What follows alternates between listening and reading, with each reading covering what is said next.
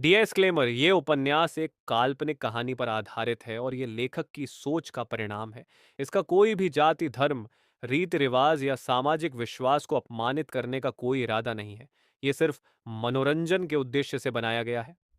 नमस्ते दोस्तों, आपका स्वागत है Hindi web novel audio book पर। हम आगे सुनने जा रहे हैं एक बेहद रोमांचक कहानी, माई सीक्रेट पीस्ट शॉप सिस्टम। तो चलिए, बिना देर किए शुरू करते हैं आज की कहानी।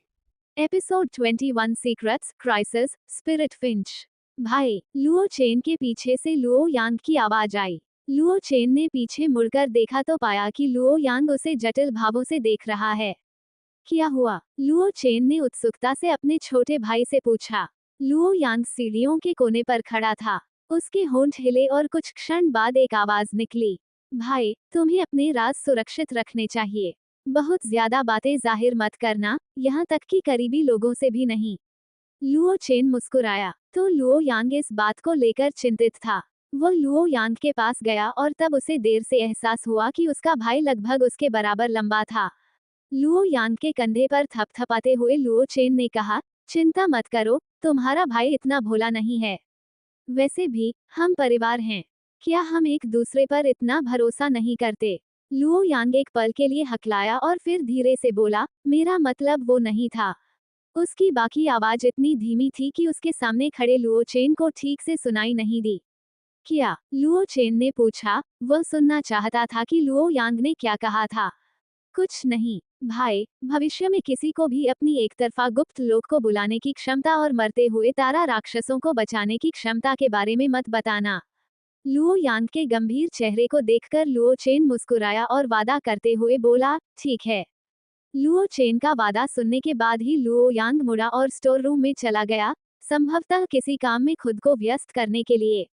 लुओ चेन को उसकी परवाह नहीं थी।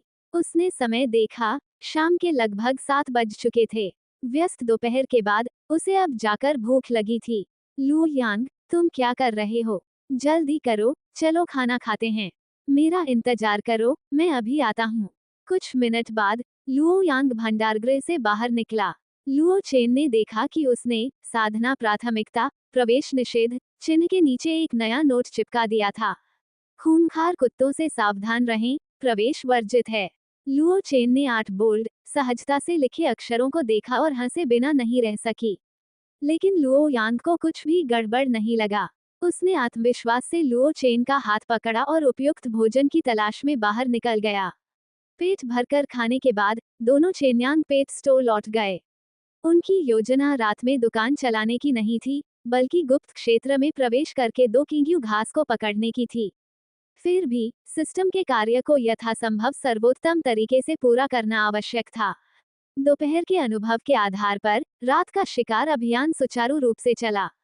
उन्होंने बिना समय बर्बाद किए 2 किंग्यू ग्रास को सफलतापूर्वक पकड़ लिया, जिनमें से एक 6 सितारा भयंकर जानवर था और दूसरा 7 सितारा भयंकर जानवर।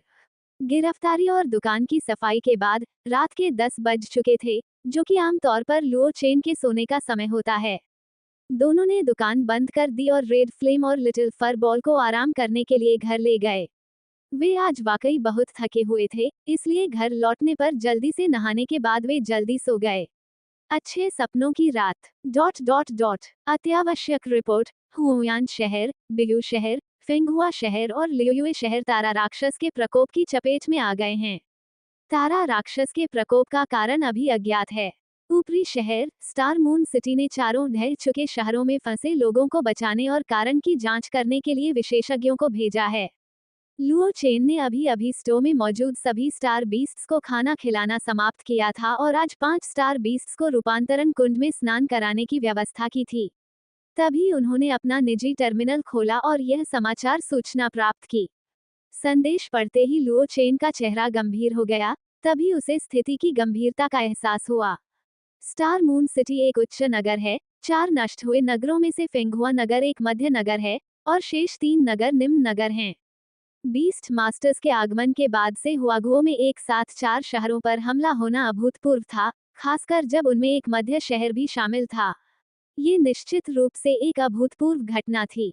भयंकर जानवर, आत्मा जानवर, राजा जानवर, निर्जन जानवर, तारा जानवर।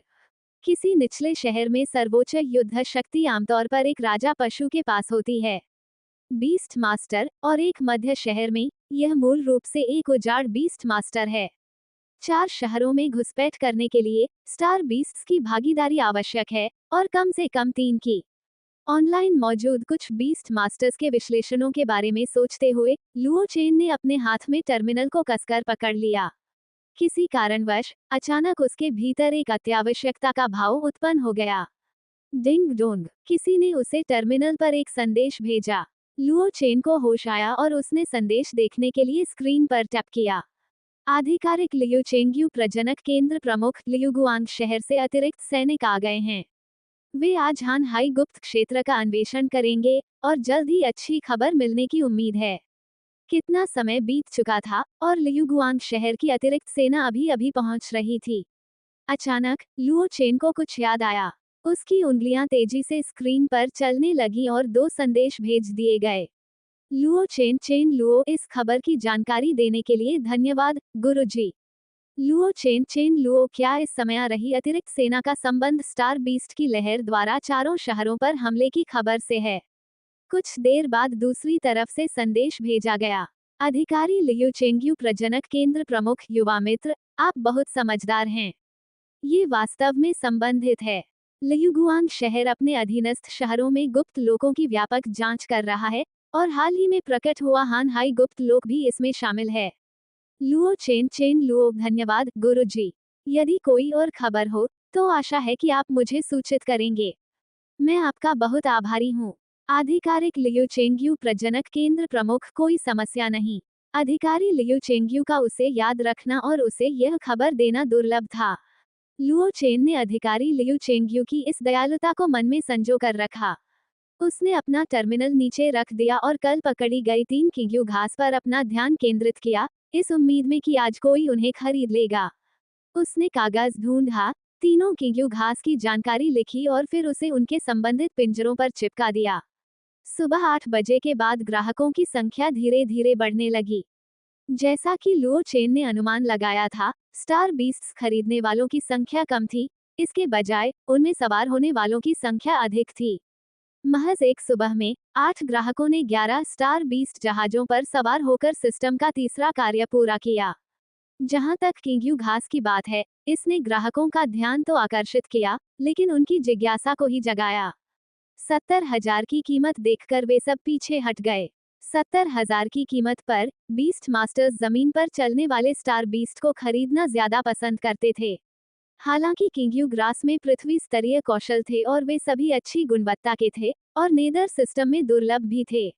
किंग्यांग शहर में मौजूद स्टार बीस्ट्स को आज सुबह से किसी भी बीस्ट मास्टर ने नहीं खरीदा है। दोपहर के समय लुओ चेन ने चुपचाप अपना स्टोर पैनल खोला और फिर तीसरा कार्य जमा करने के लिए चुना। इनाम लेने का फैसला करने से पहले वह दूसरी मंजिल पर गया। हवा में एक जानी पहचानी स्थानिक दरार खुल गई और एक चमकीले पंखों वाला पक्षी प्रकार का जीव प्रकट हुआ। स्टार बीस्ट उससे बाहर गिर गया। छी छी, पक्षी जैसी आकृति से झुंझलाहट भरी आवाज आई। स्टार बीस्ट का मुंह। उसने अपने निचले हिस्से को एक पंख से ढक लिया और दूसरे पंख को अब गायब हो चुकी स्थानिक दरार की ओर इशारा किया।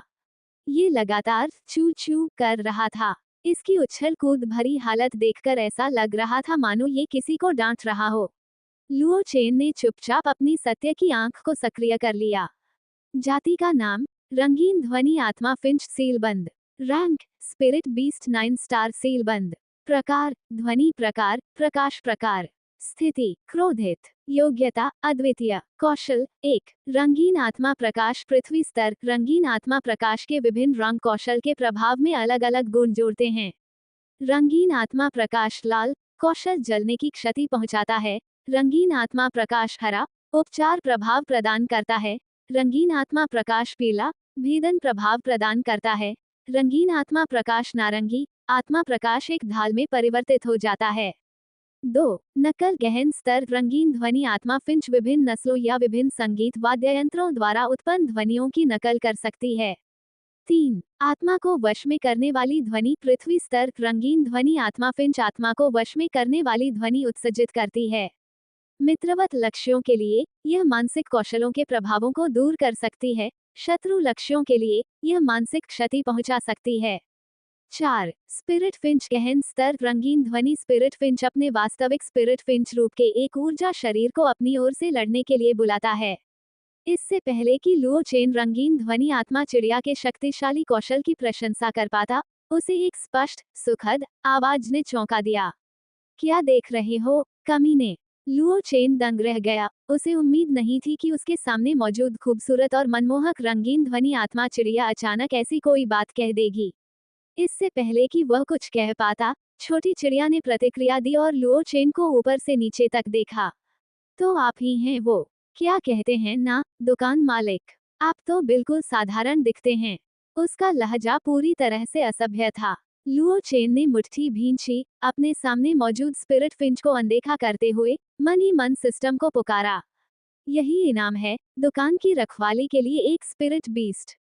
मैं देख रहा हूँ कि यह एक स्पिरिट बीस्ट है, लेकिन क्या ये वास्तव में दुकान की रखवाली करने में सक्षम है? उसके दिमाग में बिजली की एक तेज सी आवाज कौंध गई, मानो सिस्टम भी अटकने की स्थिति में आ गया हो। हालांकि बीस्ट मास्टर्स के व्यक्तित्व में कुछ अंतर होते हैं, लेकिन वे मेजबान के आदेशों का पूरी तरह से 100% पालन करेंगे। रंगीन ध्वनि आत्मा चिड़िया काफी देर तक इंतजार करती रही, ये देखकर कि सामने दुकान मालिक ने कोई जवाब नहीं दिया, वह थोड़ी बेचैन हो गई। जल्दी करो और इस स्वामी के लिए कुछ आत्मा पशु का मांस तैयार करो, ये स्वामी भूखा है। सिस्टम द्वारा यह आश्वासन दिए जाने के बाद कि उसके सामने बैठा पशु स्वामी निश्चित रूप से उसके आदेशों का पालन करेगा, लुओ चेन ने एक अर्थपूर्ण मुस्कान दी। अपना सिर ढक लो, नीचे बैठ जाओ। लुओ चेन का आदेश मिलते ही रंगीन ध्वनि आत्मा चिड़िया का शरीर उसके मुंह से कहीं अधिक तेजी से प्रतिक्रिया करने लगा। हवा में उड़ते हुए ही उसके रंगीन झिलमिलाते पंखों ने उसके सिर के पिछले हिस्से को करीने से ढक लिया, और यहाँ तक कि उसके कोमल पैर भी थोड़े मुड़ गए। उसने हवा में ही सिर ढककर बैठने की एक मानक मुद्रा अपना ली। धड़ाम, दूसरी मंजिल पर किसी भारी वस्तु के गिरने की धीमी सी आवाज गूंजी। लुओ चेन को फर्श कांपता हुआ भी महसूस हुआ। उसने रंगीन ध्वनि आत्मा चिड़िया को आश्चर्य से देखा, उसे उम्मीद नहीं थी कि उसके छोटे, आधे मीटर के शरीर में इतना अधिक वजन होगा। अरे बूढ़े, तुमने ऐसा आदेश क्यों दिया? क्या तुमने नहीं देखा कि यह नौजवान अभी भी उड़ रहा था? उसकी बुलंद आवाज सुनकर यह स्पष्ट हो गया कि हवा से गिरने से उसे कोई नुकसान नहीं हुआ था। चुप रहो, ये लुओ चेन का उसे दिया गया दूसरा आदेश था, और उसके कान तुरंत बहुत शांत हो गए। लुओ चेन ने अपनी कनपटी रगड़ी। अब से मैं पूछूंगा, तुम जवाब दोगे। उसकी प्रतिक्रिया का इंतजार किए बिना लुओ चेन ने अपना पहला सवाल पूछा, तुम कहाँ से आए हो? शांत पड़ी रंगीन ध्वनि आत्मा चिड़िया को तब एहसास हुआ कि वह बोल सकती है, लेकिन उसके बोले गए शब्द उसके अपने सचेत नियंत्रण में नहीं थे। मुझे नहीं पता। हालांकि लुओ चेन को इस परिणाम की आशंका थी, फिर भी उसे थोड़ी निराशा हुई। ऐसा लग रहा था कि इस व्यवस्था के पीछे की संस्था ने पहले से ही तैयारी कर रखी थी। आपकी आयु कितनी है? 2342 वर्ष का। आपकी मूल रैंक क्या थी?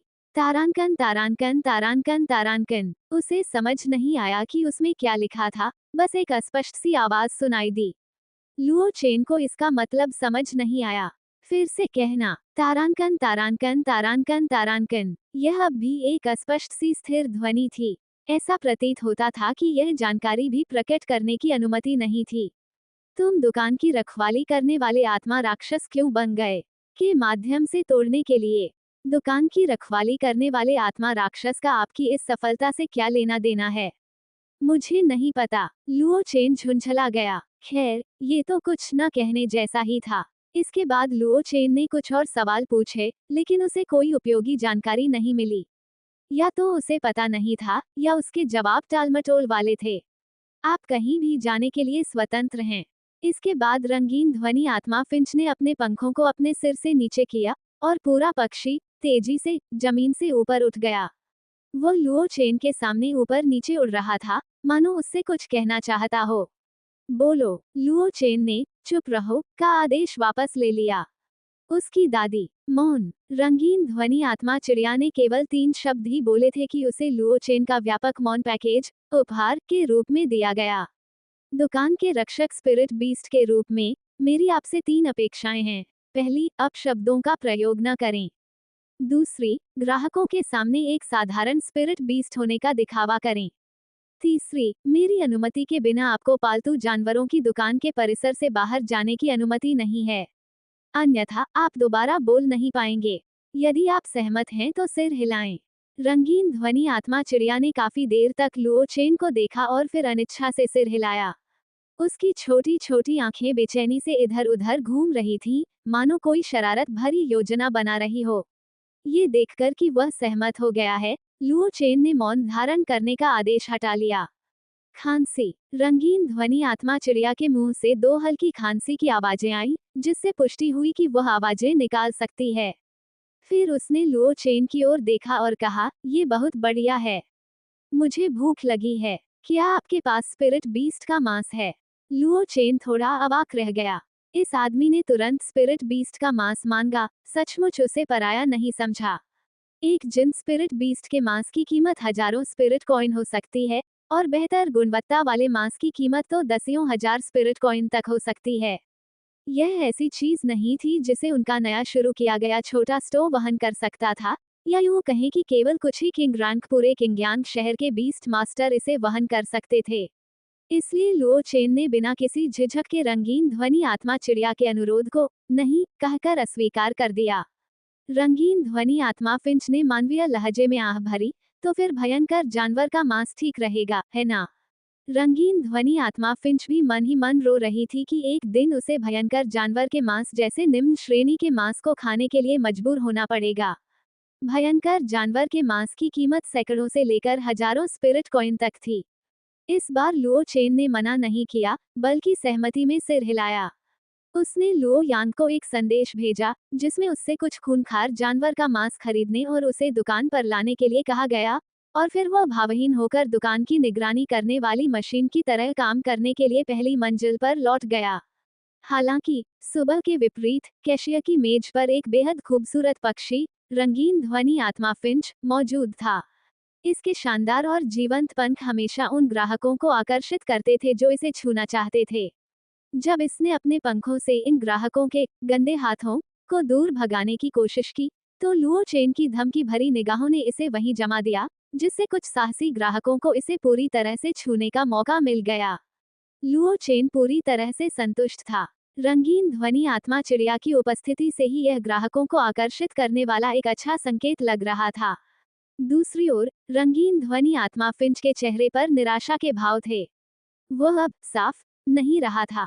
झांग हेंग किंगयांग फर्स्ट जूनियर हाई स्कूल में तीसरे वर्ष का छात्र था। चूंकि हाल ही में स्नातक होने वाले छात्रों के लिए कॉलेज प्रवेश परीक्षा का समय था, इसलिए उनकी कक्षाओं को किसी और ने ले लिया था, और उन्हें स्वाभाविक रूप से एक सप्ताह की छुट्टी मिल गई थी। अपनी व्यस्त पढ़ाई के बाद उन्हें बीस्ट मास्टर स्टोर्स में जाकर वास्तविक जीवन में बीस्ट मास्टर्स के साथ बातचीत करना अच्छा लगता था। उसे अपने अच्छे दोस्त से पता चला कि चेन्यांग पेट स्टोर नवीनीकरण के बाद फिर से खुल गया है, इसलिए उसने अपने अवकाश का फायदा उठाकर ये देखने का फैसला किया कि अंदर कुछ नया है या नहीं। जैसे ही वह दुकान में दाखिल हुआ, उसने देखा कि कैशियर के पास लोगों की भीड़ जमा थी, जो ये सोच रही थी कि बीच में ऐसी क्या चीज है जिसने इतनी भीड़ का ध्यान आकर्षित किया है। वह चुपचाप अपने पंजों पर खड़ा रहा, उसे केवल सिरों का एक घना समूह दिखाई दे रहा था। वह स्पष्ट रूप से नहीं देख पा रहा था कि वृत्त के अंदर क्या था। 1.65 मीटर की ऊंचाई के कारण अंदर घुसना काफी मुश्किल था। झांग हेंग ने मजे में शामिल होने का विचार छोड़ दिया। क्या ये बेहतर नहीं होगा कि वह देखे कि इस दुकान में किस तरह के बीस्ट मास्टर हैं? वह मन ही मन आशा करता था कि उसे ऐसी प्रजातियां देखने को मिलेंगी जिन्हें उसने पहले कभी नहीं देखा हो। यहाँ तो बहुत कम जानवर हैं, झांग हेंग ने मन ही मन बुदबुदाया, क्योंकि उसे इधर उधर बिखरे हुए कुछ पिंजरे ही जानवर दिखाई दे रहे थे। उसने जिन अन्य जानवरों के मालिकों की दुकानों का दौरा किया था, उनकी तुलना में यहाँ जानवरों की संख्या शायद दूसरी दुकानों की तुलना में एक अंश भी नहीं थी। 2 जंगली जानवर, एक सितारा सुगंधित खरगोश। झांग हेंग ने अपना सिर हिलाया और मन ही मन उन्हें साधारण का दर्जा दिया। ये दोनों सुगंधित खरगोश उसी बैच के थे जिसे लुओ चेन ने 2 दिन पहले ही खरीदा था। इन्हें रूपांतरण कुंड में साधना नहीं दी गई थी। जब इन्हें खरीदा गया था, तब ये केवल जंगली जानवर प्रथम तारा स्तर के थे। रहस्यमय आध्यात्मिक घास की उपस्थिति और वातावरण में प्रचुर ऊर्जा के कारण ही ये उन्नत हुए थे। झांग हेंग स्वाभाविक रूप से सुगंधित खरगोश जैसे सामान्य जानवरों पर ज्यादा ध्यान नहीं देता था। उसने बगल वाले पिंजरे में मौजूद बिजली के चूहे को देखा। इस बार उसने कुछ दिलचस्पी दिखाई। सबसे पहले उसने पिंजरे में मौजूद जानवर की प्रजाति की पहचान की। फिर उसने उस जानवर के बारे में सारी जानकारी अपने दिमाग में याद कर ली। तभी उसने पिंजरे के ऊपरी बाएं कोने में प्रदर्शित जानकारी और कीमत पर नजर डाली। 4 सितारा जंगली जानवर। झांग हेंग की आंखों में आश्चर्य की एक झलक दिखाई दी। किसी बीस्ट मास्टर की दुकान में बिजली के चूहे का इस स्तर तक पहुंचना बहुत दुर्लभ था। इतना ही नहीं, ये बिजली का चूहा अभी अपनी प्रारंभिक अवस्था में था, जिसमें भविष्य में विकास की अपार संभावनाएं थीं। इससे अन्य जानवरों को देखने में उसकी रुचि और भी बढ़ गई। बगल वाले पिंजरे में मौजूद फ्रॉस्ट वुल्फ उसे औसत से थोड़ा बेहतर लगा, लेकिन एक feral beast 5 star frost wolf शावक को भी इसी तरह की दुकान में उत्कृष्ट मूल्यांकन मिल सकता था। उसने इस दीवार पर मौजूद आखिरी पौधे जैसे दिखने वाले जीव को देखा, गहरी भौहें चढ़ाकर काफी देर तक सोचा, लेकिन फिर भी उसे याद नहीं आ रहा था कि वह किस तरह का जीव था। लगभग आधा मीटर लंबी, 3 पतली, समचतुर्भुजाकार पत्तियां, जिनकी सतह पर हल्की फास्फोरेसेंट नीली चमक होती है। उसने मन ही मन अनुमान लगाया कि यह स्वॉर्ड ऑर्किड का ही एक प्रकार हो सकता है, क्योंकि वे दिखने में काफी समान थे। लेकिन जब उसने पिंजरे के ऊपरी बाएं कोने में दिए गए विवरण को देखा, तो वह तुरंत स्तब्ध रह गया। नेदर नेदर सिस्टम, उसके शब्द लड़खड़ा रहे थे। दुकानदार दुकानदार कहाँ है? जानकारी पढ़ने के बाद भी जब उसे कोई नहीं मिला, तो उसने चारों ओर देखते हुए जोर से चिल्लाया।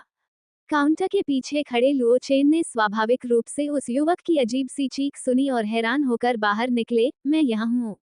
युवक की घबराहट और बेचैनी देखकर उसने हैरानी से पूछा, क्या हुआ है? उसकी कम उम्र देखकर उस युवक की आंखों में संदेह की एक झलक दिखाई दी, लेकिन वह तुरंत उत्साह से दौड़कर बोला, बॉस, वह किंग्यू ग्रास, खांसी खांसी, क्या वह सचमुच एक नेदर सिस्टम बीस्ट है? लुओ चेन ने अपना सिर खुजाया, उसे कुछ समझ नहीं आया, और फिर स्वाभाविक रूप से जवाब दिया, क्या ये वहाँ लिखा नहीं है?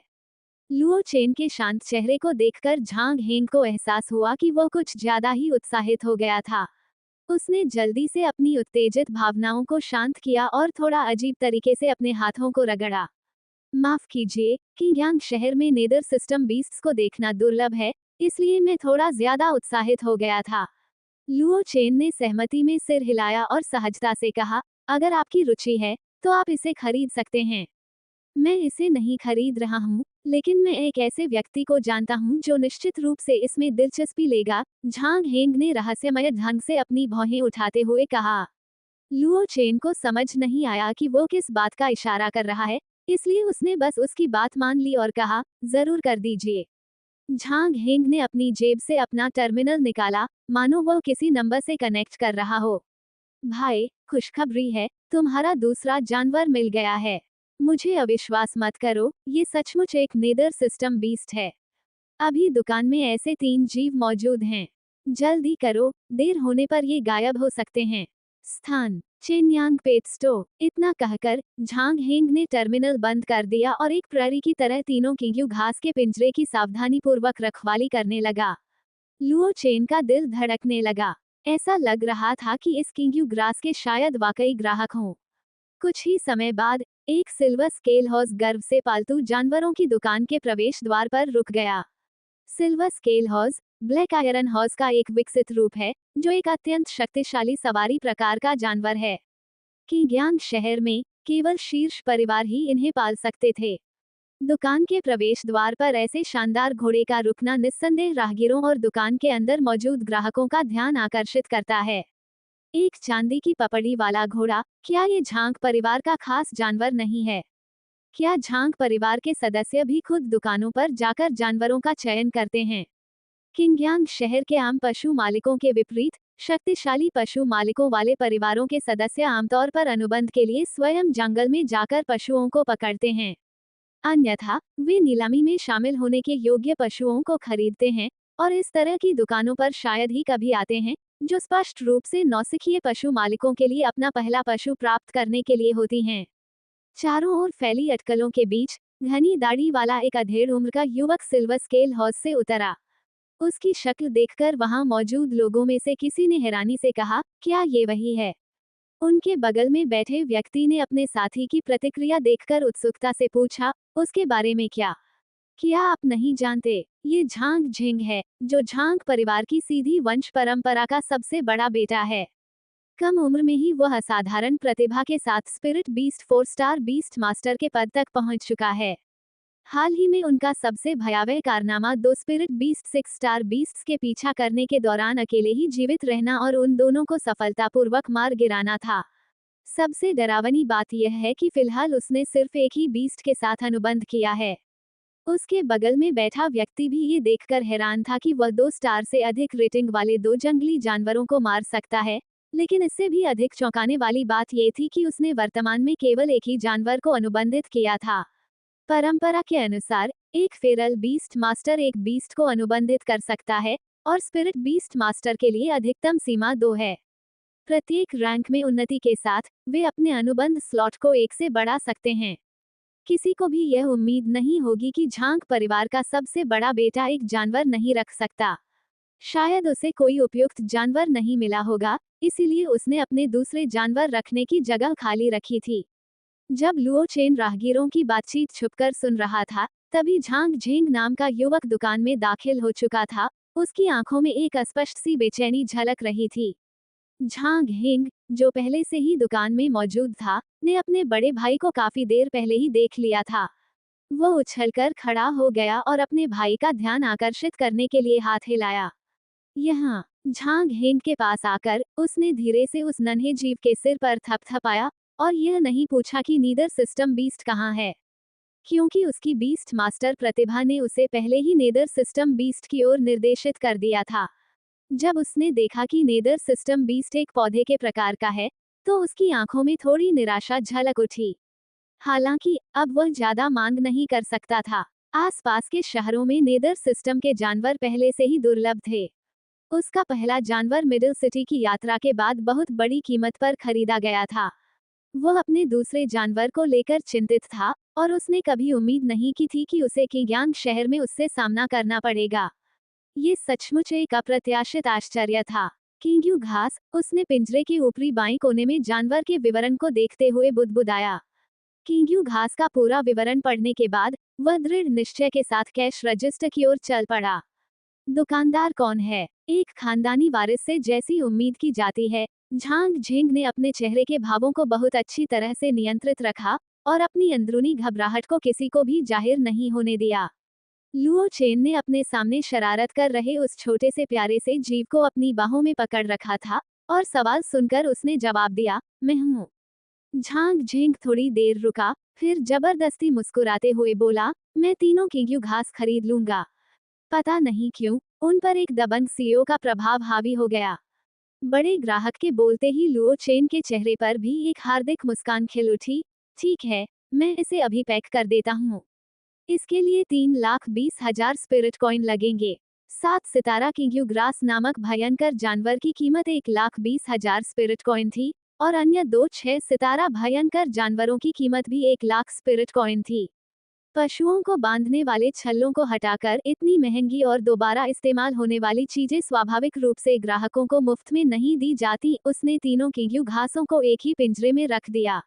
झांग झिंग ने झटपट अपना कार्ड स्वाइप करके भुगतान किया। 3,20,000 स्पिरिट कॉइन प्राप्त हो गए हैं। पैसे आने की आवाज सचमुच सुखद थी, लेकिन उससे भी ज्यादा सुखद उसके मन में गूंजने वाली आवाज थी, कार्य एक पूरा हो गया, इनाम मिलने का इंतजार है। किंगयू घास मिलने के बाद झांग झिंग दुकान से निकलने की जल्दी में नहीं था। इसके बजाय उसने एक हाथ काउंटर पर रखा और लुओ चेन की ओर देखते हुए पूछा, मुझे आश्चर्य है कि क्या स्टोर मैनेजर और अधिक नेदर सिस्टम के जीव प्राप्त कर सकता है। मैं उन्हें बड़ी मात्रा में खरीदना चाहता हूँ। क्या ये कोई परीक्षण था, या फिर सिर्फ और अधिक जानवर खरीदने की इच्छा? लुओ चेन का दिल थोड़ा तनावग्रस्त हो गया, लेकिन उसने शांत भाव से जवाब दिया, फिलहाल दुकान में सिर्फ यही उपलब्ध हैं। हालांकि अगर ग्राहक चाहें तो मैं आपूर्तिकर्ता से संपर्क करने की कोशिश कर सकता हूँ। लुओ चेन का जवाब सुनकर झांग झिंग की आंखें एक पल के लिए चमक उठी। तो फिर मैनेजर साहब, क्या आप मेरा टर्मिनल नंबर जोड़ सकते हैं? नए उत्पाद आने पर हम एक दूसरे से तुरंत संपर्क कर सकेंगे। लुओ चेन ने मना नहीं किया।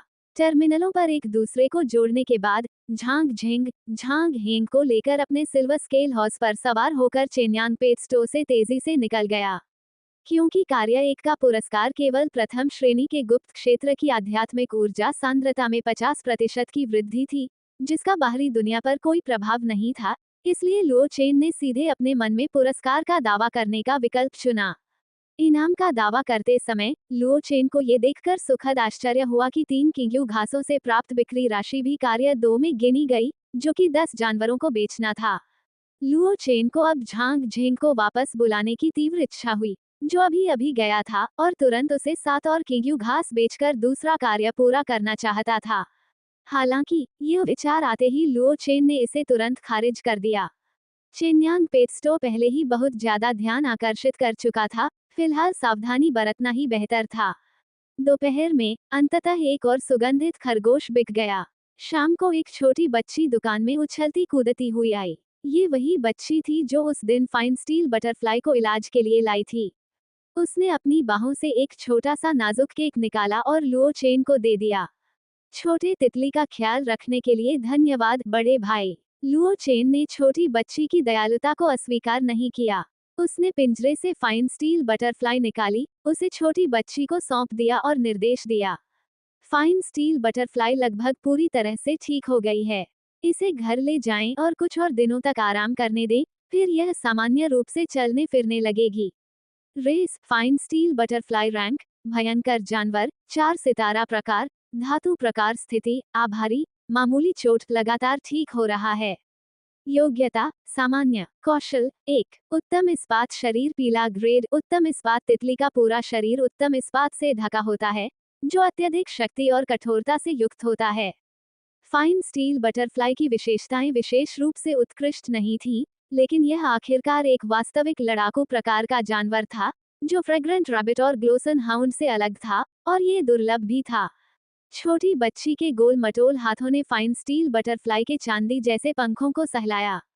फाइन स्टील बटरफ्लाई ने आलस से उसकी ओर देखा और ये देखकर कि वो उसकी सबसे बड़ी उपकारक है, शांति से अपनी आंखें नीचे करके आराम करने लगी। क्या बड़े भाई का मतलब यह है कि मैं अब छोटी तितली को घर ले जा सकता हूँ?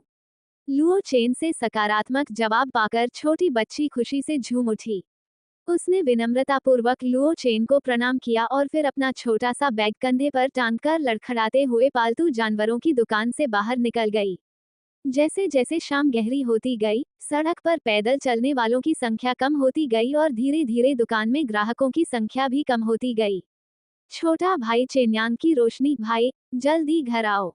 बिना किसी संदर्भ के लुओ चेन को लुओ यांग से अपने टर्मिनल पर ऐसा संदेश प्राप्त हुआ। लुओ चेन ने उससे पूछा कि क्या हुआ है, लेकिन उसने सीधे तौर पर कोई जवाब नहीं दिया, बस उसे जल्दी घर आने के लिए कहा। कितना रहस्यमय है, लुओ चेन ने अनजाने में बुदबुदाया, लेकिन ग्राहकों की कमी देखकर उसने दुकान बंद कर दी। वो घर जाकर देखना चाहता था कि लुओ यांग क्या कर रहा है। फरबॉल, चलो घर चलते हैं।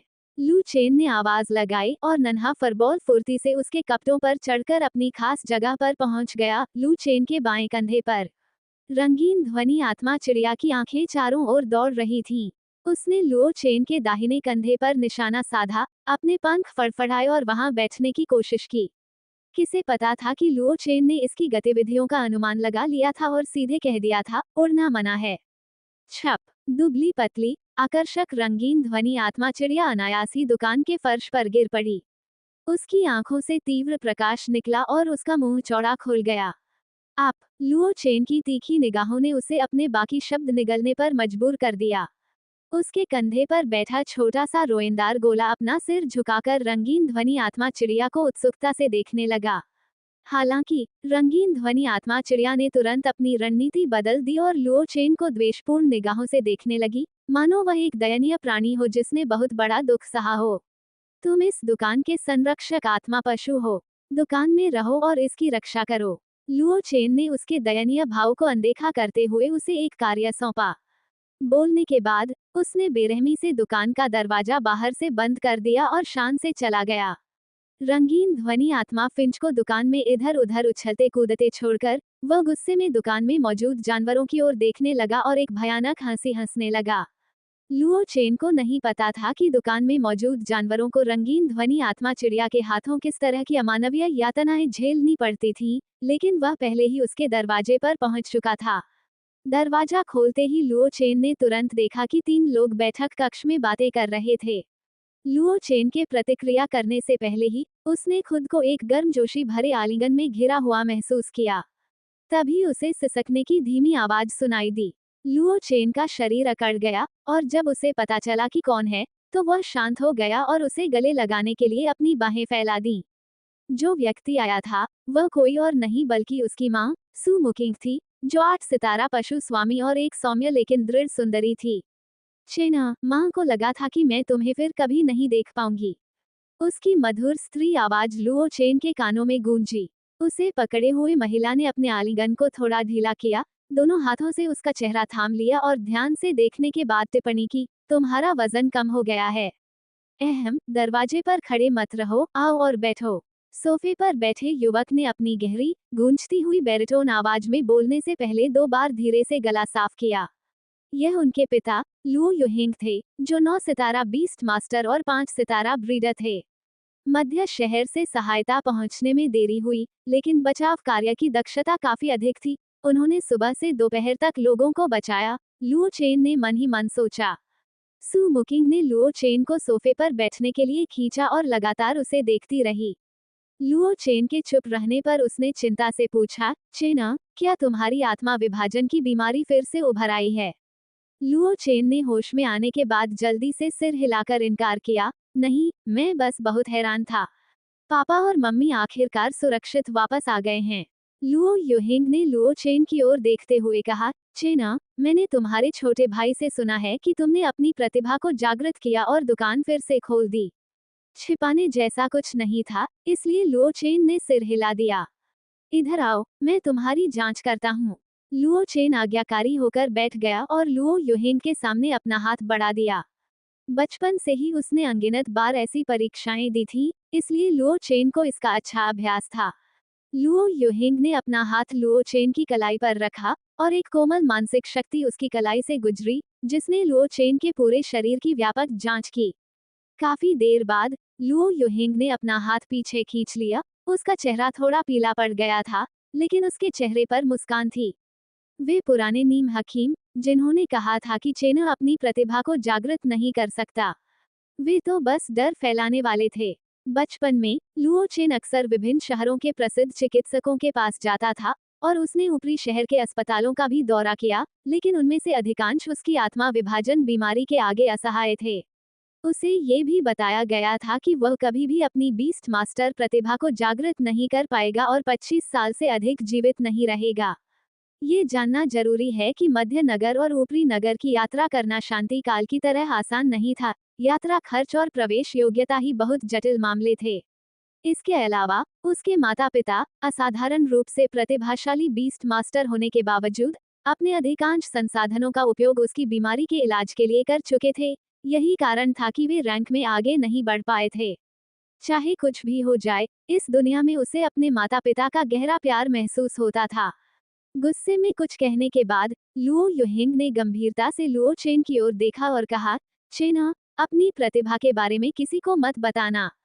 यहाँ तक कि तुम्हारी माँ और मुझे भी इसके बारे में विस्तार से जानने की जरूरत नहीं है।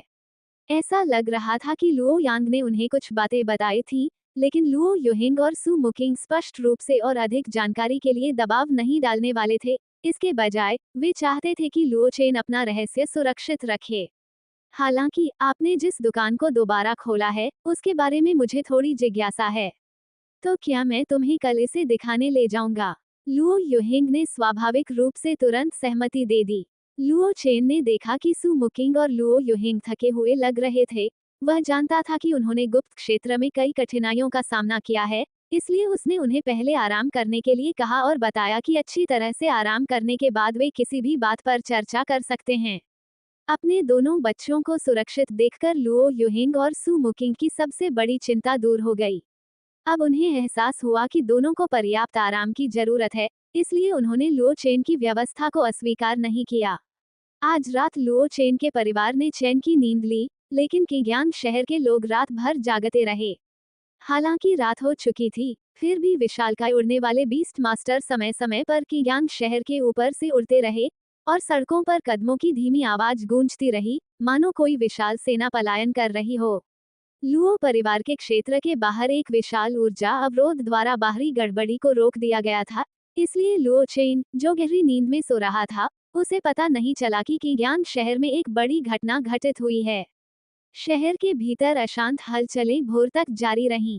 समाचार पत्रों और मीडिया को एक असामान्य संकेत का आभास हुआ और वे हवा के साथ आगे बढ़े और तरह तरह की अफवाहें लगातार फैलती रहीं।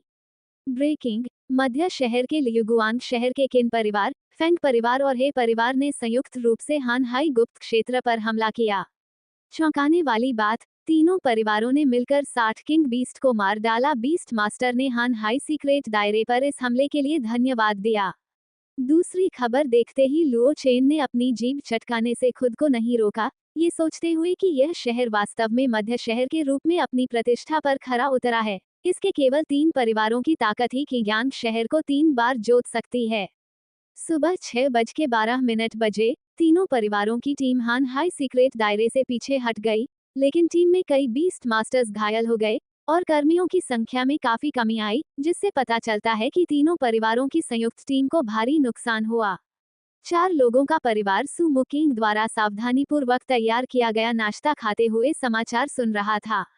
समाचार प्रसारण सुनकर लू युहिंग और सू मुकिंग ने एक गंभीर नजर का आदान प्रदान किया। दोनों ने एक असामान्य वातावरण को महसूस किया। लुओ यांग ने बेपरवाही से पूछा, पिताजी, उस हानहाई गुप्त क्षेत्र में किस तरह का खजाना है कि लियुगुआंग शहर के कुलीन परिवार भी उसे पाने के लिए एकजुट होने से खुद को रोक नहीं पाए। लुओ युहिंग शुरू में नहीं चाहता था कि उन्हें इतनी सारी बातें पता चलें। स्कूल में पढ़ने वाले बच्चों को अपनी पढ़ाई पर ध्यान देना चाहिए, लेकिन लुओ चेन की उतनी ही जिज्ञासु निगाह देखकर उसे अचानक लगा कि बच्चे बड़े हो गए हैं। उन्होंने हानहाई सीक्रेट दायरे के बारे में बात शुरू करने से पहले अपने शब्दों को व्यवस्थित किया। हानहाई सीक्रेट दायरे के अंदर का वातावरण मुख्य रूप से महासागर है, जिसमें समुद्र की सतह पर कभी कभार बिखरे हुए द्वीप हैं। इस गुप्त क्षेत्र के अधिकांश बीस्ट मास्टर समुद्री जीव हैं। यही कारण है कि इस गुप्त क्षेत्र में मौजूद बीस्ट मास्टर बहुत शक्तिशाली होने के बावजूद गुप्त क्षेत्र के बाहर हमला नहीं करते हैं। तीनों प्रमुख परिवारों को उस रहस्यमय क्षेत्र की ओर आकर्षित करने वाली चीज एक राक्षसी दानव होनी चाहिए। Race, the tide calling mermaid. Luo Yang ने अपना सिर खुजाते हुए कहा, किंग बीस्ट प्रजाति। ये किग्यांग शहर में वाकई दुर्लभ है, लेकिन उनके मध्यम स्तर के शहरों के लिए यह कोई बड़ी बात नहीं होनी चाहिए, है ना? उन्हें 60 किंग बीस्ट को मारते हुए देखना ही काफी है। इस गुप्त क्षेत्र पर हमला करने के लिए बीस्ट मास्टर्स की कोई कमी नहीं दिखती। ऐसा लगता है कि किंग बीस्ट के कुछ बीस्ट मास्टर्स भी मौजूद हैं। रैंक, इसलिए ज्वार बुलाने वाली मत्स्यांगना नामक इस प्रजाति में अवश्य ही अद्वितीय गुण होंगे।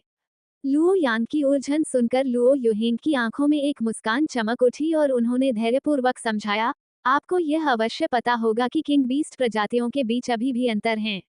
कुछ किंग बीस्ट प्रजातियां किंग बीस्ट बनने की क्षमता रखती हैं, फिर भी उन्हें एक सीमा को पार करना होता है।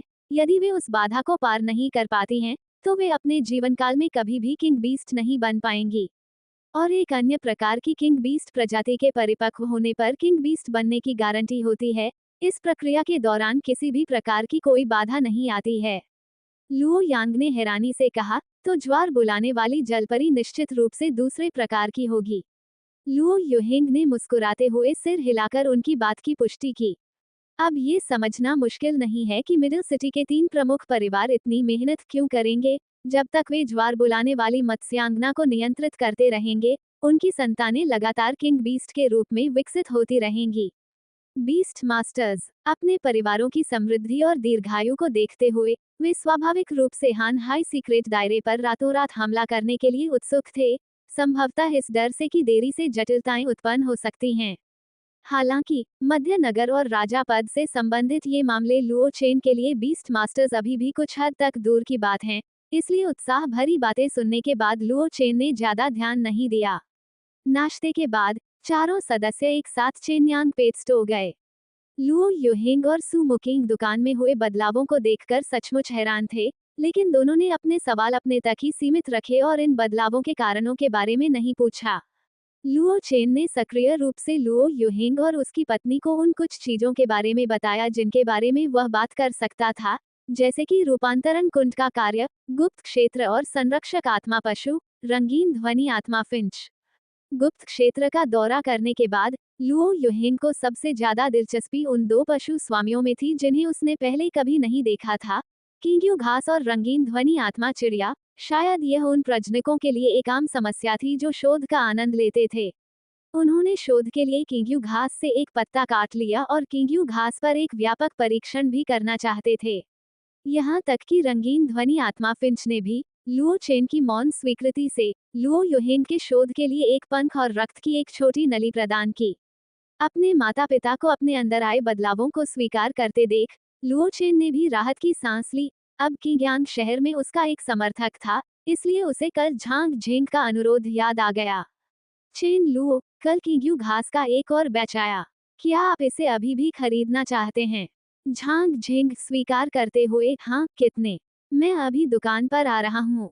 चेन लुओ, 7, इसमें शायद 10 लाख स्पिरिट कॉइन्स लगेंगे। झांग झेंग स्वीकृत, ठीक है। व्यापारिक सौदे को अंतिम रूप देने के बाद लू युहिंग दूसरी मंजिल पर था और उसे यह नहीं पता था कि किंग्यू घास और रंगीन ध्वनि आत्मा फिंच से प्राप्त सामग्री के साथ क्या शोध करना है। लुओ चेन ने दुकान की सफाई कर रही अपनी मां की ओर देखा और कहा, मां, मैंने अभी एक सौदा किया है। क्या आप गुप्त क्षेत्र में कुछ पशु स्वामियों को पकड़ने में मेरी मदद कर सकती हैं? जहां तक उसके छोटे भाई की बात है, लुओ चेन ने उसे जानबूझकर नजरअंदाज कर दिया। अब जब एक अधिक उपयुक्त और शक्तिशाली उम्मीदवार मौजूद था, तो उसका भाई कौन था? वो उसे जानता ही नहीं था। सू मुकिंग ने धीरे से मुस्कुराते हुए लुओ चेन के कंधे पर थपथपाया। ठीक है, कहा और लुओ चेन के पीछे पीछे दूसरी मंजिल पर स्थित प्रथम श्रेणी के गुप्त क्षेत्र में चली गई। गुप्त क्षेत्र में प्रवेश करते ही सू मुकिंग के सामने एक विशालकाय पक्षी प्रकट हुआ, जो एक व्यक्ति से भी लंबा था। उसका पूरा शरीर बर्फीले सफेद पंखों से ढका हुआ था और सबसे आश्चर्यजनक बात उसकी अभिमानी निगाह थी। हालांकि इसमें मानवीय विशेषताएं नहीं थी, फिर भी इस पक्षी से अहंकार का भाव झलकता था। उसने अपनी लंबी गर्दन फैलाई, पहले सू मुकिंग से रगड़ खाए और फिर लुओ चेन की ओर देखा। अभिवादन के रूप में अपने पंख से लुओ चेन के कंधे को धीरे से थपथपाया। सू मुकिंग ने लुओ चेन को इशारा किया कि वो अपने सामने मौजूद हाओयू फिंच को अपना अनुरोध बताए। बिग हाउ, क्या आप इस गुप्त क्षेत्र में 7 भयंकर 6 सितारा या 7 सितारा किंग्यू घास जानवरों को पकड़ने में मेरी मदद कर सकते हैं? इस डर से कि हाओयू फिंच कोई गलती कर सकता है, लुओ चेन ने सोच समझकर अपने टर्मिनल के एल्बम से किंग्यू घास की एक तस्वीर निकाली और पहचान के लिए उसे हाओयू फिंच के सामने रखा। हाओयू फिंच ने स्क्रीन पर किंग्यू घास की छवि पर एक नजर डाली, अपने पंखों को थोड़ा फड़फड़ाया और लुओ चेन के अनुरोध के अनुसार गुप्त क्षेत्र में उपयुक्त किंग्यू घास की तलाश में हवा में उड़ गया। लुओ चेन ने गुप्त रूप से अपनी सत्य दृष्टि का उपयोग करके हाओयू फिंच की जानकारी की जांच की। नाम, Haoyu Finch. Rank, spirit beast 7 star. प्रकार, मानसिक प्रकार मनोरोगी। स्थिति, आराम से मामूली चोट। योग्यता, अच्छी। कौशल, 1, वस्तु नियंत्रण गहन श्रेणी। हाओयू फिंच की आत्मा उसके शरीर के बाहर प्रकट होती है, जिससे वह दूर से बिना प्रतिरोध वाली वस्तुओं को पकड़ सकता है। 2, मानसिक अवरोध गहन श्रेणी। हाओयू फिंच शुद्ध मानसिक अवरोध बनाने के लिए मानसिक ऊर्जा को नियंत्रित करता है, जो ऊर्जा, मानसिक और शारीरिक क्षति को रोकने में सक्षम है। 3, मानसिक भेदन गहन श्रेणी। हाओयू फिंच मानसिक शक्ति को संघनित करके नुकीले कांटे बनाता है, जो सीधे लक्ष्य के दिमाग पर हमला करते हैं। 4, पंजे से हमला पीली श्रेणी। हाओयू फिंच अपने पंजों से लक्ष्य को नुकसान पहुंचाने के लिए न्यूनतम ऊर्जा खर्च करती है। 3, उत्कृष्ट श्रेणी की क्षमताएं। इसे आध्यात्मिक प्राणियों में बहुत ही उत्कृष्ट माना जाना चाहिए, जैसा कि उसकी मां के पशु स्वामी से अपेक्षित था। हाओयू फिंच बहुत तेजी से आगे बढ़ी और 10 मिनट से भी कम समय में उसने अपना काम पूरा कर लिया और वापस उड़ गई। ये धीरे धीरे लुओ चेन और सू मुकिंग के सामने उतरा, जिसके पीछे 7 कुछ मुरझाई हुई किंग्यू घास चुपचाप तैर रही थी। न एक भी ज्यादा, न एक भी कम। उनकी शाखाओं और पत्तियों पर बने गहरे पंजे के निशानों को देखकर स्पष्ट था कि ये निशान हाओयू फिंच द्वारा छोड़े गए थे।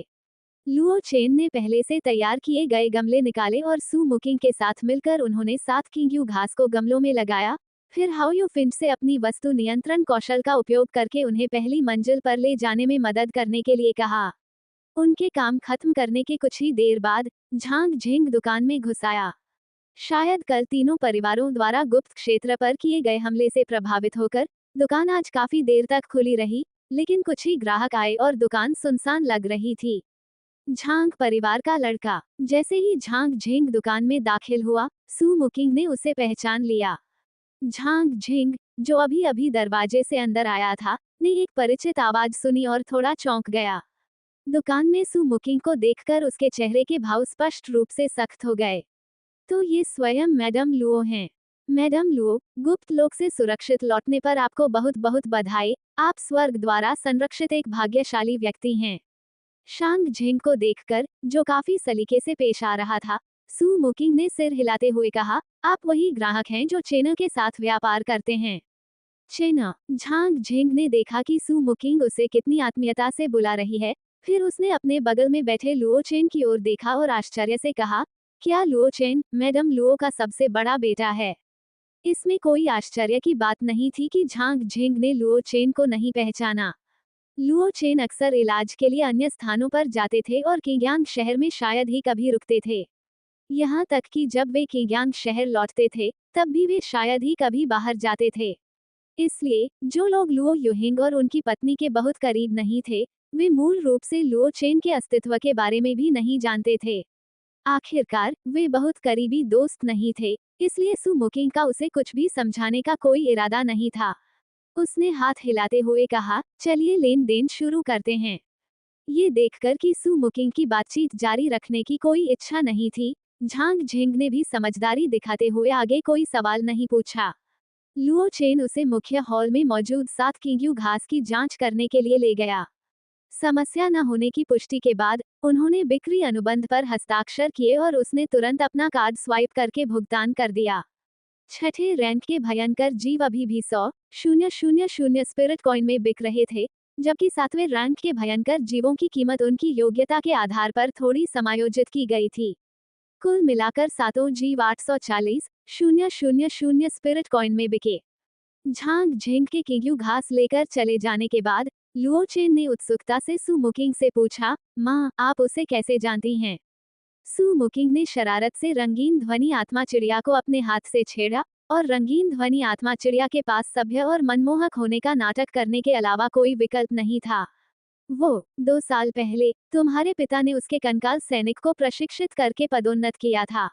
हम कुछ बार मिले थे। मुझे उसकी पदोन्नति की गति इतनी तेज होने की उम्मीद नहीं थी।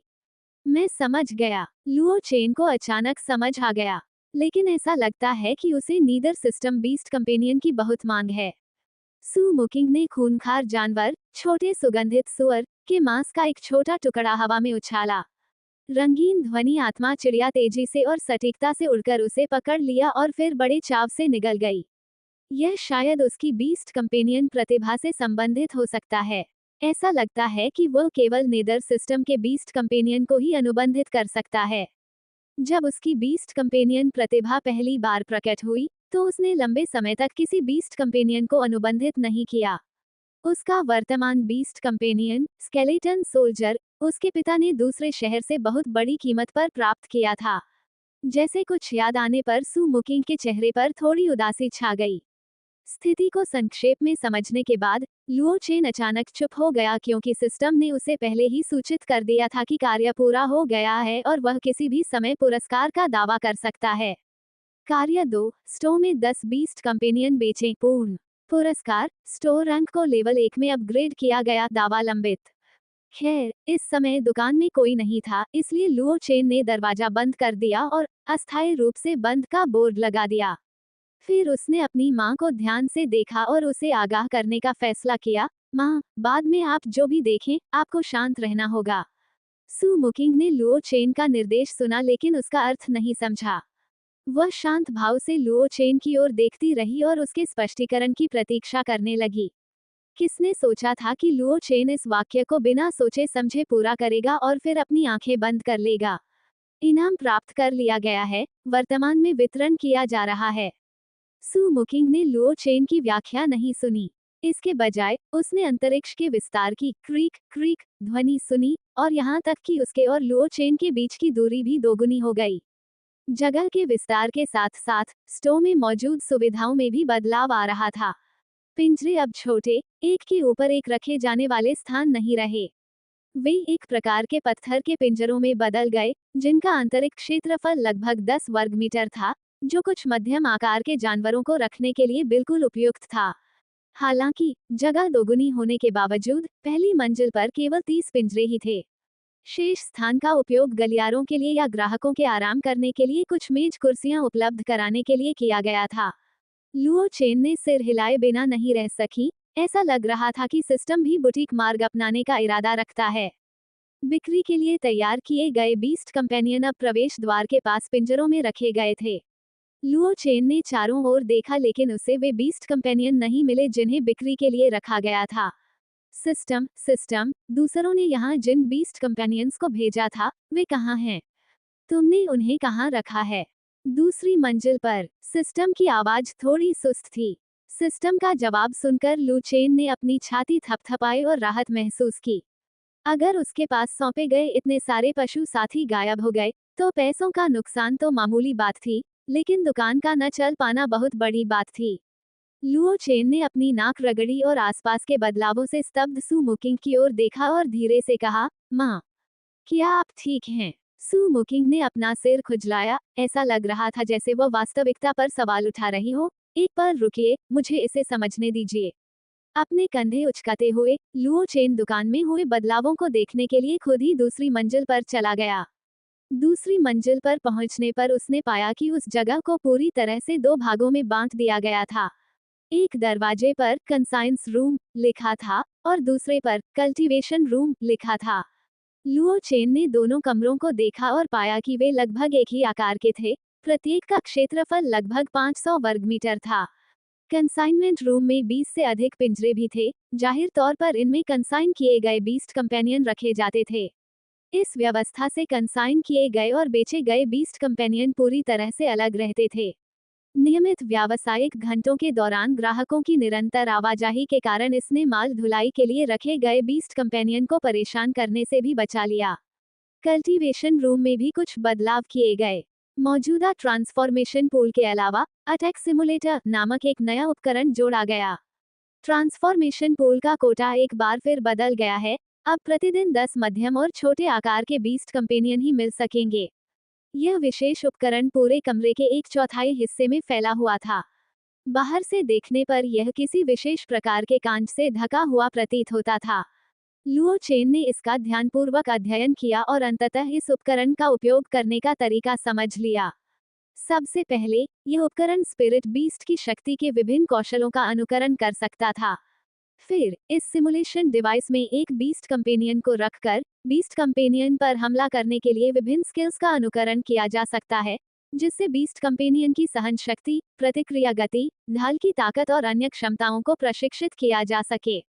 प्रस्तावना पढ़ने के बाद लुओ चेन की आंखें चमक उठी। उसे एहसास हुआ कि यह अच्छी बात है।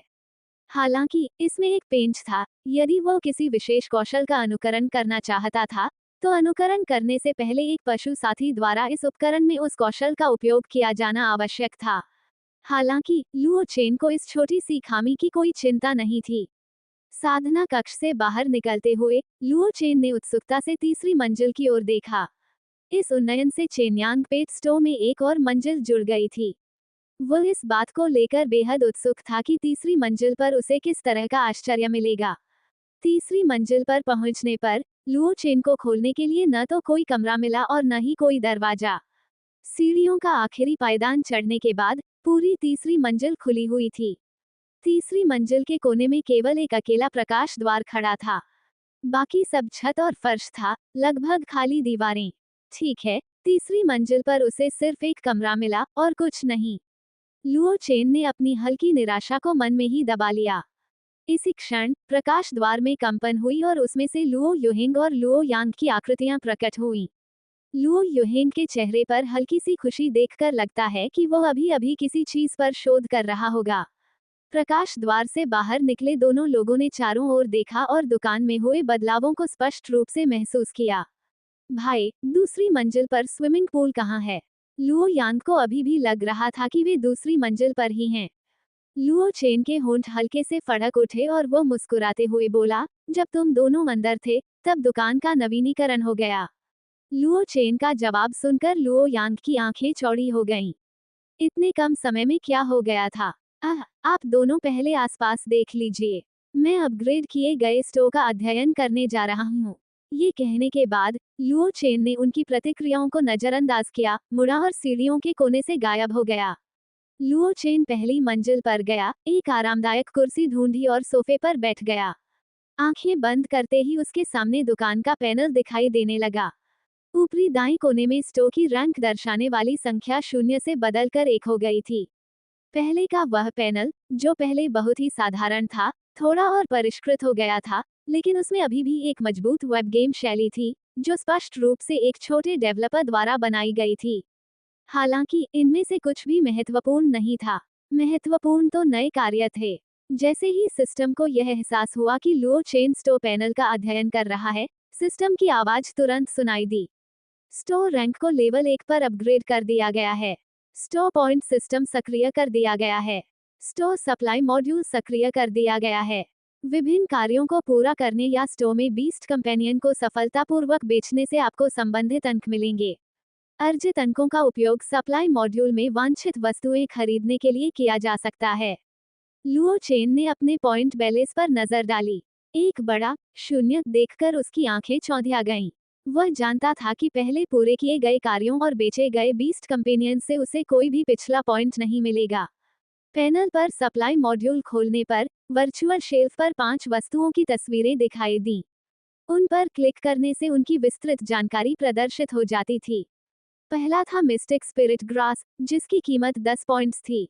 दूसरा एक level 1 secret realm space expansion stone था, जो एक सीक्रेट रियल्म स्पेस को 100 वर्ग मीटर तक विस्तारित करने में सक्षम था, जिसकी कीमत 50 पॉइंट्स थी।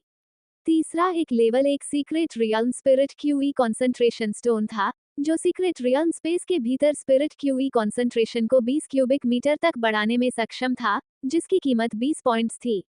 चौथा एक लेवल 1 स्पिरिट स्प्रिंग था, जो प्रतिदिन 10 घन मीटर स्पिरिट युक्त झरने का पानी उत्पन्न करने में सक्षम था, जिसकी कीमत 100 पॉइंट थी और इसे केवल 2 बार ही खरीदा जा सकता था। पांचवी गोली लेवल 1 की मज्जा शुद्धिकरण गोली थी, जो खूंखार जानवरों की क्षमता को प्रभावी ढंग से सुधारने में सक्षम थी। प्रत्येक पशु साथी को केवल एक गोली दी जा सकती है, जिसकी कीमत 50 पॉइंट है।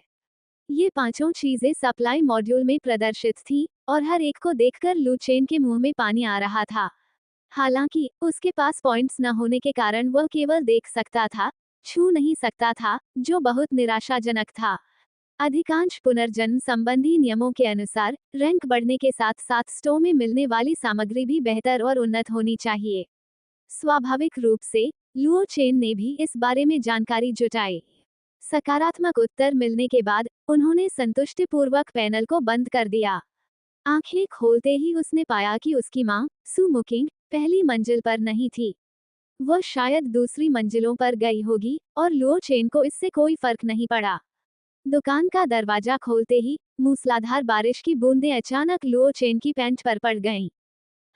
मौसम पूर्वानुमान में आज बारिश का जिक्र नहीं था। सामान्य परिस्थितियों में बीस्ट कंपेनियन की दुनिया में मौसम का पूर्वानुमान गलत नहीं होगा, जब तक कि मौसम को कृत्रिम रूप से न बदला गया हो। अगले ही पल लुओ चेन को पता चल गया कि अपराधी कौन था। शहर के बाहर एक विशालकाय व्यक्ति खड़ा था। लुओ चेन की पुतलियां सिकुड़ गईं। क्या ये हो सकता है? कानून, स्वर्ग और पृथ्वी। लुओ चेन की उत्कृष्ट दृष्टि के कारण वह उस विशालकाय आकृति पर मौजूद तराजू को भी स्पष्ट रूप से देख सकता था। इसका ऊपरी शरीर मनुष्य जैसा और निचला शरीर मछली जैसा था, जिसकी मछली की पूंछ से लेकर गर्दन तक नीले रंग के शल्क फैले हुए थे। उसका चेहरा मानो किसी देवता द्वारा तराशा गया हो, हर विवरण परिपूर्ण और दोषरहित था, और उसके कानों के पास के पंखों पर मोती जड़े हुए थे। यह एक जलपरी थी। लुओ चेन को अपने पिछले जीवन में बच्चों की किताबों में वर्णित विवरण याद आए। क्या ये शहर के बाहर मौजूद उस विचित्र प्राणी के वर्णन से पूरी तरह मेल नहीं खाता था? लुओ युहिंग ने कल उसे बताया था कि इस प्रकार के जीव को ज्वार बुलाने वाली जलपरी कहा जाना चाहिए। उसने चुपके से दोबारा देखा, उसे पूरा यकीन था कि यह मादा है। हालांकि शहर के बाहर मौजूद प्राणी अब एक जबरदस्त आभा बिखेर रहा था। वह कियांग शहर को टकटकी लगाकर देख रहा था और एक अत्याचारी आवाज पूरे शहर में गूंज रही थी। मनुष्यों, 1 घंटे के भीतर मेरे परिजनों को मेरे हवाले कर दो, अन्यथा शहर जलमग्न हो जाएगा। वह आवाज दिव्य शक्ति के समान विशाल थी, मानो कोई भारी हथौड़ा दिमाग पर प्रहार कर रहा हो। मानो उसके शब्दों की पुष्टि करते हुए शुद्ध जल से बनी 100 मीटर ऊंची जल की दीवार उसके पीछे खड़ी हो गई।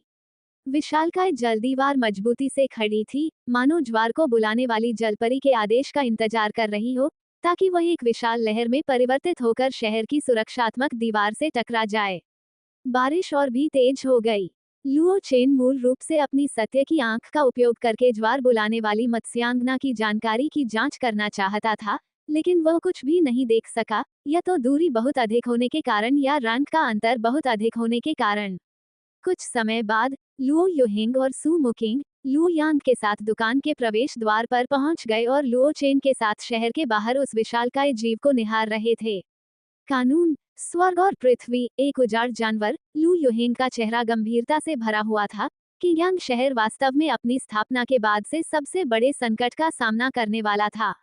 भयंकर जानवर, आत्मा जानवर, राजा जानवर, निर्जन जानवर। कियांग शहर के सबसे शक्तिशाली जानवर स्वामी भी केवल राजा जानवर के स्तर पर ही थे। भला वे एक ऐसे निर्जन जानवर के हमले का सामना कैसे कर सकते थे जो उनसे एक पूरे उच्च स्तर का था। यहाँ तक कि सुरक्षात्मक ऊर्जा अवरोध, जिसने शहर के सभी लोगों के जीवन की रक्षा की, वह भी संभवतः निर्जन राक्षस के कुछ ही हमलों का सामना कर पाएगा। वो शहर में एक लंबी और उदास तुरही की गूंज सुनाई दी। इस तुरही की आवाज ने ज्वार बुलाने वाली जलपरी की आवाज से उत्पन्न मानसिक तनाव को दूर कर दिया। लुओ चेन ने स्पष्ट रूप से अपने मन को शांत महसूस किया और भय की भावना काफी हद तक कम हो गई। तुम दोनों दुकान में ही रहो, मुझे और तुम्हारी माँ को बाहर जाना है, लुओ युहिंग ने गंभीर भाव से दोनों भाइयों से कहा। लुओ चेन को चिंता होने लगी और उसने पूछा, क्या तुम शहर की रक्षा में हिस्सा लेने वाले हो? सू मुकिंग ने दोनों भाइयों के सिर पर धीरे से हाथ फेरते हुए कहा, ये सींग तभी बजता है जबकि यांग शहर जीवन मरण की स्थिति में होता है। सभी आध्यात्मिक स्तर के लिए उपयुक्त। शहर में मौजूद बीस्ट मास्टर्स और उससे ऊपर के रैंक वाले लोगों को इस लड़ाई में भाग लेना होगा। लुओ युहिंग ने अपने स्टोरेज डिवाइस से एक टोकन निकाला और लुओ चेन को देते हुए कहा, अगर शहर पर कब्जा हो जाता है, तो तुम दोनों इस टोकन पर अपना खून टपका देना। फिर उसने दोनों भाइयों को एक गहरी नजर से देखा और सू मुकिंग के साथ दृढ़ता से बारिश में दौड़ पड़ा। गड़गड़ाहट। लुओ युहिंग के पैरों के पास एक विशालकाय जीव प्रकट हुआ, जो 6 मीटर लंबा था और जिसके पूरे शरीर पर धूसर नीले रंग के शल्क थे। वो कुछ हद तक उसके पिछले जन्म के मगरमच्छ जैसा दिखता था। हालांकि मगरमच्छ के विपरीत उसके चारों अंग काफी विकसित थे और 1 मीटर से अधिक ऊंचे थे। अन्य लोगों द्वारा नजरअंदाज की गई तेज बारिश इसके लिए काफी आरामदायक और सुखद प्रतीत हुई। सू मुकिंग और लुओ युहिंग ने अपने घोड़े पर सवार होकर तबाही मचा दी। जमीन कांप उठी और वे दोनों अपने घोड़े के साथ सड़क के अंत में गायब हो गए। लुओ चेन ने अपने हाथ में टोकन को कसकर पकड़ लिया। तुम्हें सुरक्षित रहना होगा। अल्पविराम। बिगुल बजते ही लोग सड़कों पर उमड़ने लगे। कुछ बीस्ट मास्टर शहर की दीवारों की ओर दौड़ रहे थे, तो कुछ रसद कर्मी विभिन्न प्रकार की आपूर्ति का परिवहन कर रहे थे। अचानक ही तरह तरह के विचित्र और अद्भुत जीव सड़कों पर उमड़ पड़े। युद्ध की तैयारी के इस दौर में सड़कों पर जीवों के प्रवेश पर पहले से लगे प्रतिबंध अस्थायी रूप से हटा दिए गए। एक निर्जन राक्षस द्वारा शहर पर हमला करने के साथ ही युद्ध की घोषणा की पूर्व संध्या ने ही आम लोगों के लिए शहर के भीतर स्वतंत्र रूप से घूमना मुश्किल कर दिया था। इस समय कितने पशु स्वामी पद पर हैं? कियांग शहर के नगर प्रमुख फैंग कियांग ने अपनी भौहें मलते हुए अपने बगल में खड़े सहायक से पूछा। सहायक अधिकारी ने अपना चश्मा ऊपर किया। उसके कंधे पर खिली एक कलौंजी की बेल हल्की हल्की लहरें पैदा कर रही थी, मानो उसके पैरों के नीचे स्थित शहर की दीवार से किसी प्रकार का संबंध बना रही हो। 17 राजा श्रेणी के पशु स्वामी, 3672 आत्मा श्रेणी के पशु स्वामी। उन्होंने फियस्टियर का जिक्र नहीं किया, क्योंकि बाकी सभी स्वाभाविक रूप से फियस्टियर बीस्ट मास्टर थे। फैंग कियांग ने जबरदस्ती कड़वी मुस्कान दी। इस स्तर की शक्ति, सुरक्षात्मक ऊर्जा अवरोध के बावजूद भी एक निर्जन दानव के आक्रमण का सामना नहीं कर सकती थी। क्या मिडिल सिटी के तीनों परिवार जा चुके हैं? सहायक अधिकारी ने सिर हिलाया। नहीं, ज्वार बुलाने वाली जलपरी के बगल में मौजूद जानवर का प्रकार संभवतः अंतरिक्ष प्रकार का है। कौशल कियांग शहर का अंतरिक्ष स्थिर हो गया है और अंतरिक्ष दूरस्थानीकरण के सभी कौशल अब प्रतिबंधित हैं, जिसमें शहर के दूरस्थ स्थानीकरण तंत्र भी शामिल हैं, जो अब अनुपयोगी हैं। ये जानकारी मास्टर चांग द्वारा शहर के बाहर देखे गए उस राक्षस के बारे में है। इसके साथ ही सहायक अधिकारी ने अपने हाथ में मौजूद पट्टिका फैंग कियांग को सौंप दी। जाति ज्वार बुलाने वाली जलपरी। रैंक वीरान जानवर 5 सितारे। प्रकार जल प्रकार मानसिक प्रकार भ्रम। राज्य अत्याचारी। योग्यता उत्कृष्ट। आयु 325 वर्ष। कौशल 1 ज्वार आवाहन गहन स्तर ज्वार आवाहन मत्स्यांगना समुद्र की सतह पर ज्वार की लहर उत्पन्न करती है। 2 वर्षा आवाहन पृथ्वी स्तर ज्वार आवाहन मत्स्यांगना लक्षित क्षेत्र में मौसम को बदल देती है, जिससे वर्षा होती है। 3 मायावी ध्वनि गहन स्तर ज्वार बुलाने वाली मत्स्यांगना अपनी शक्तिशाली मानसिक शक्ति का उपयोग ध्वनि के माध्यम से भ्रम पैदा करने के लिए करती है, जिससे चुने हुए लक्ष्य को भ्रमित किया जा सके। 4 विशाल लहर गहन स्तर ज्वार बुलाने वाली मत्स्यांगना एक विशालकाय लहर बनाती है, जिसमें आध्यात्मिक शक्ति समाहित होती है, जिससे नुकसान होता है। 5 सीटून ट्राइडेंट अर्थटीय एक नियम आधारित हथियार जो एक समुद्री क्षेत्र की शक्ति को संघनित करके बनाया जाता है। किसी लक्ष्य पर हमला करते समय ये पूरे समुद्री क्षेत्र द्वारा लक्ष्य पर हमला करने के बराबर होता है। 6 विधि स्वर्ग और पृथ्वी पृथ्वी स्तर 100 गुना बड़ी धर्म प्रतिमा बनाने के लिए ऊर्जा का उपभोग करता है। धर्म प्रतिमा में मंत्र प्रयोगकर्ता की शारीरिक शक्ति से 100 गुना अधिक शक्ति होती है। 7 जल आत्मा पृथ्वी स्तर विभिन्न आकृतियों को बनाने के लिए जल तत्वों की शक्ति को नियंत्रित करता है, जिससे विभिन्न विशेषताएं प्रदान होती हैं। 8 जल बवंडर गहन स्तर बड़ी मात्रा में जल तत्व एक बवंडर में घूमते हुए अपने रास्ते में आने वाले लक्ष्यों को भारी नुकसान पहुंचाते हैं। 9 guardian water shield profound tier लक्ष्य की रक्षा के लिए जल तत्वों को संघनित करके एक जल कवच बनाता है। 10 जल क्षेत्र पिंजरा गहन स्तर लक्षित क्षेत्र में एक विशाल जल कारागार बनाता है, जिससे लक्षित व्यक्ति पर घुटन और अवरोध के प्रभाव पड़ते हैं। ज्वार बुलाने वाली जलपरी की जानकारी पढ़ने के बाद फैंग कियांग कुछ उदास महसूस करने लगा। आखिर वे इससे लड़ कैसे पाएंगे? वर्तमान ब्लू स्टार में अभी भी डेसोलेट बीस्ट से ऊपर के रैंकों पर कई प्रतिबंध हैं। इस टाइड कॉलिंग मरमेड को गुप्त क्षेत्र से बाहर आने के लिए कुछ कीमत चुकानी पड़ी होगी। सबसे पहले हमें इसके बगल में मौजूद राक्षस को रोकने का कोई तरीका ढूंढना होगा ताकि मिडिल सिटी से अतिरिक्त सैनिक आ सकें। ये तरीका गलत नहीं था, लेकिन एक निर्जन राक्षस की सुरक्षा में उसके बगल वाले राक्षस से छेड़छाड़ करना कहने से कहीं ज्यादा मुश्किल था। पास पहुंचने से पहले ही उनके टुकड़े टुकड़े हो जाते। इसी क्षण एक तगड़ा आदमी, जिसकी पीठ चौड़ी और कंधे किसी जानवर जैसे दिखते थे, लगातार गालियां देते हुए दरवाजे से अंदर घुस आया। धिक्कार है, निचले शहर के लोगों को ही मध्य शहर के लोगों द्वारा फैलाई गई गंदगी को क्यों साफ करना पड़ता है। उसने फैंग कियांग की ओर देखा और आगे कहा, नगर प्रमुख, हम उन तीनों परिवारों के लोगों को सीधे क्यों नहीं सौंप देते? वैसे भी उसे तो सिर्फ अपने रिश्तेदार चाहिए, क्या उन्हें वापस लौटाने से समस्या हल नहीं हो जाएगी? फैंग कियांग का चेहरा गुस्से से लाल हो गया। वांग शियाओलिन, क्या तुम एक बार भी अक्ल का इस्तेमाल कर सकती हो? अगर हम अभी उसके रिश्तेदारों को उसके हवाले नहीं करेंगे, तो उसे अभी भी कुछ शंका रहेगी और वह इतनी जल्दबाजी में कोई कदम नहीं उठाएगा। अगर हम बिना किसी चिंता के उसके रिश्तेदारों को उसे लौटा देते हैं, तो आप कैसे जान सकते हैं कि वो हिंसक प्रतिक्रिया नहीं देगा? फैंग कियांग थोड़ी देर रुका। अगर हम इस जुए में सफल भी हो जाते हैं और ज्वार बुलाने वाली जलपरी अपने रिश्तेदारों के साथ गुप्त लोक में लौट आती है, तो मध्य नगर के कुलीन परिवारों के प्रतिशोध का सामना आप कैसे करेंगे? वांग शियाओलिन को घूरते हुए स्थिति गंभीर थी और फैंग कियांग स्पष्ट रूप से उस पर और शब्द बर्बाद करने के लिए तैयार नहीं था। उसने आदेश देने के लिए सहायक की ओर रुख किया। शहर में बचे तीनों परिवारों के सदस्यों को शहर की रक्षा करने के लिए सूचित करें। केवल कियांग शहर के लोग इस शहर की रक्षा नहीं कर सकते। साथ ही ये भी पता करें कि लियुन शहर से अतिरिक्त सेना कब आएगी। जी हाँ, सहायक अधिकारी को आदेश मिला और वह तुरंत इसे व्यवस्थित करने चला गया। फैंग किंगयांग बाहर निकला और शहर की दीवार पर पहुंच गया। जिस कमरे में वह पहले था, वह मूल रूप से शहर की दीवार पर बना एक मंडप था। शहर के बाहर स्थित 200 मीटर ऊंची उस आकृति को इतनी दूरी से देखने पर ज्वार बुलाने वाली जलपरी की शक्ति का और भी अधिक एहसास होता था। ऐसा लगता था मानो दिल पर 1000 पाउंड का भार पड़ा हो, जिससे आराम करना असंभव हो जाता था। भारी बारिश ने शहर की जल निकासी व्यवस्था को पहले ही ठप कर दिया था और जमा हुआ पानी एक वयस्क के घुटने तक पहुंच गया था। शहर की दीवार से नीचे देखने पर जमा हुए पानी में विभिन्न प्रकार के जल जीव दिखाई देने लगते थे। झींगा सैनिक, केकड़ा सेनापति, स्याही के सांप, कांटेदार पीठ वाले आत्मा कछुए। वे घने और असंख्य थे। फैंग की ज्ञान का अनुमान सही था। ज्वार बुलाने वाली जलपरी का इरादा कभी शांति स्थापित करने का नहीं था। ऐसा भव्य प्रदर्शन निश्चित रूप से पूरे शहर को नष्ट करने के लिए किया गया था।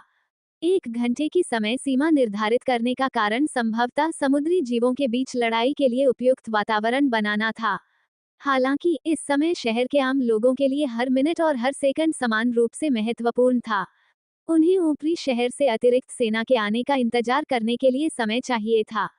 अब वे केवल देखते रह गए क्योंकि प्रकाश द्वार से अधिक समुद्री जल बहता जा रहा था और अधिक से अधिक भयंकर जानवर और आत्मा जानवर प्रकट हो रहे थे, जिनके बीच बीच में कुछ राजा जानवर भी दिखाई दे रहे थे।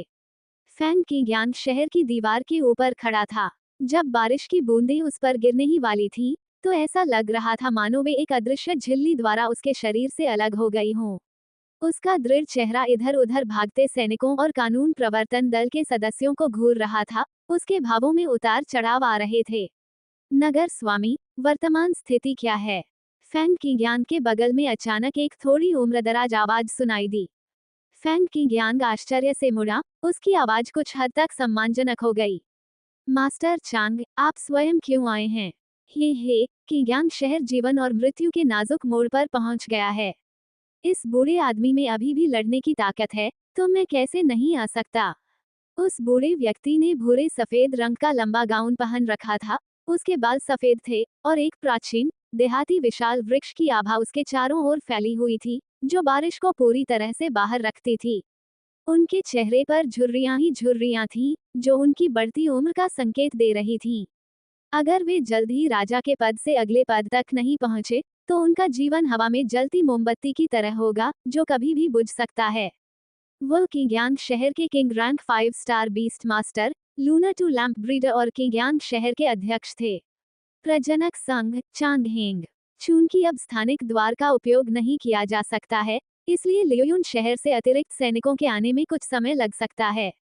फैंग किंग्यांग चुप रहा। अगर लियोयुन शहर के लोग वाइल्ड रैंक तक नहीं पहुंचे होते, या अगर हान हाई सीक्रेट दायरे में वाइल्ड रैंक के जानवर प्रकट हो जाते, तो अतिरिक्त सैनिकों के बावजूद भी वे जंगली जानवरों को पीछे नहीं हटा पाते। कांव, शहर के भीतर से एक विशालकाय पक्षी उड़ा, जिसके पंखों का फैलाव 20 मीटर से अधिक होने का अनुमान था। वह शहर के पूर्वी द्वार के ऊपर चक्कर लगाने लगा। कई लोग उस विशालकाय पक्षी की पीठ से नीचे कूद गए, 2 युवक और एक अधेड़ उम्र का व्यक्ति। फैंग की ज्ञान कल इन तीनों से मिली थी और स्वाभाविक रूप से उन्हें पहचान गई थी। सामने खड़ा अधेड़ उम्र का व्यक्ति, जिसकी घनी दाढ़ी थी, काफी हट्टा कट्टा लग रहा था।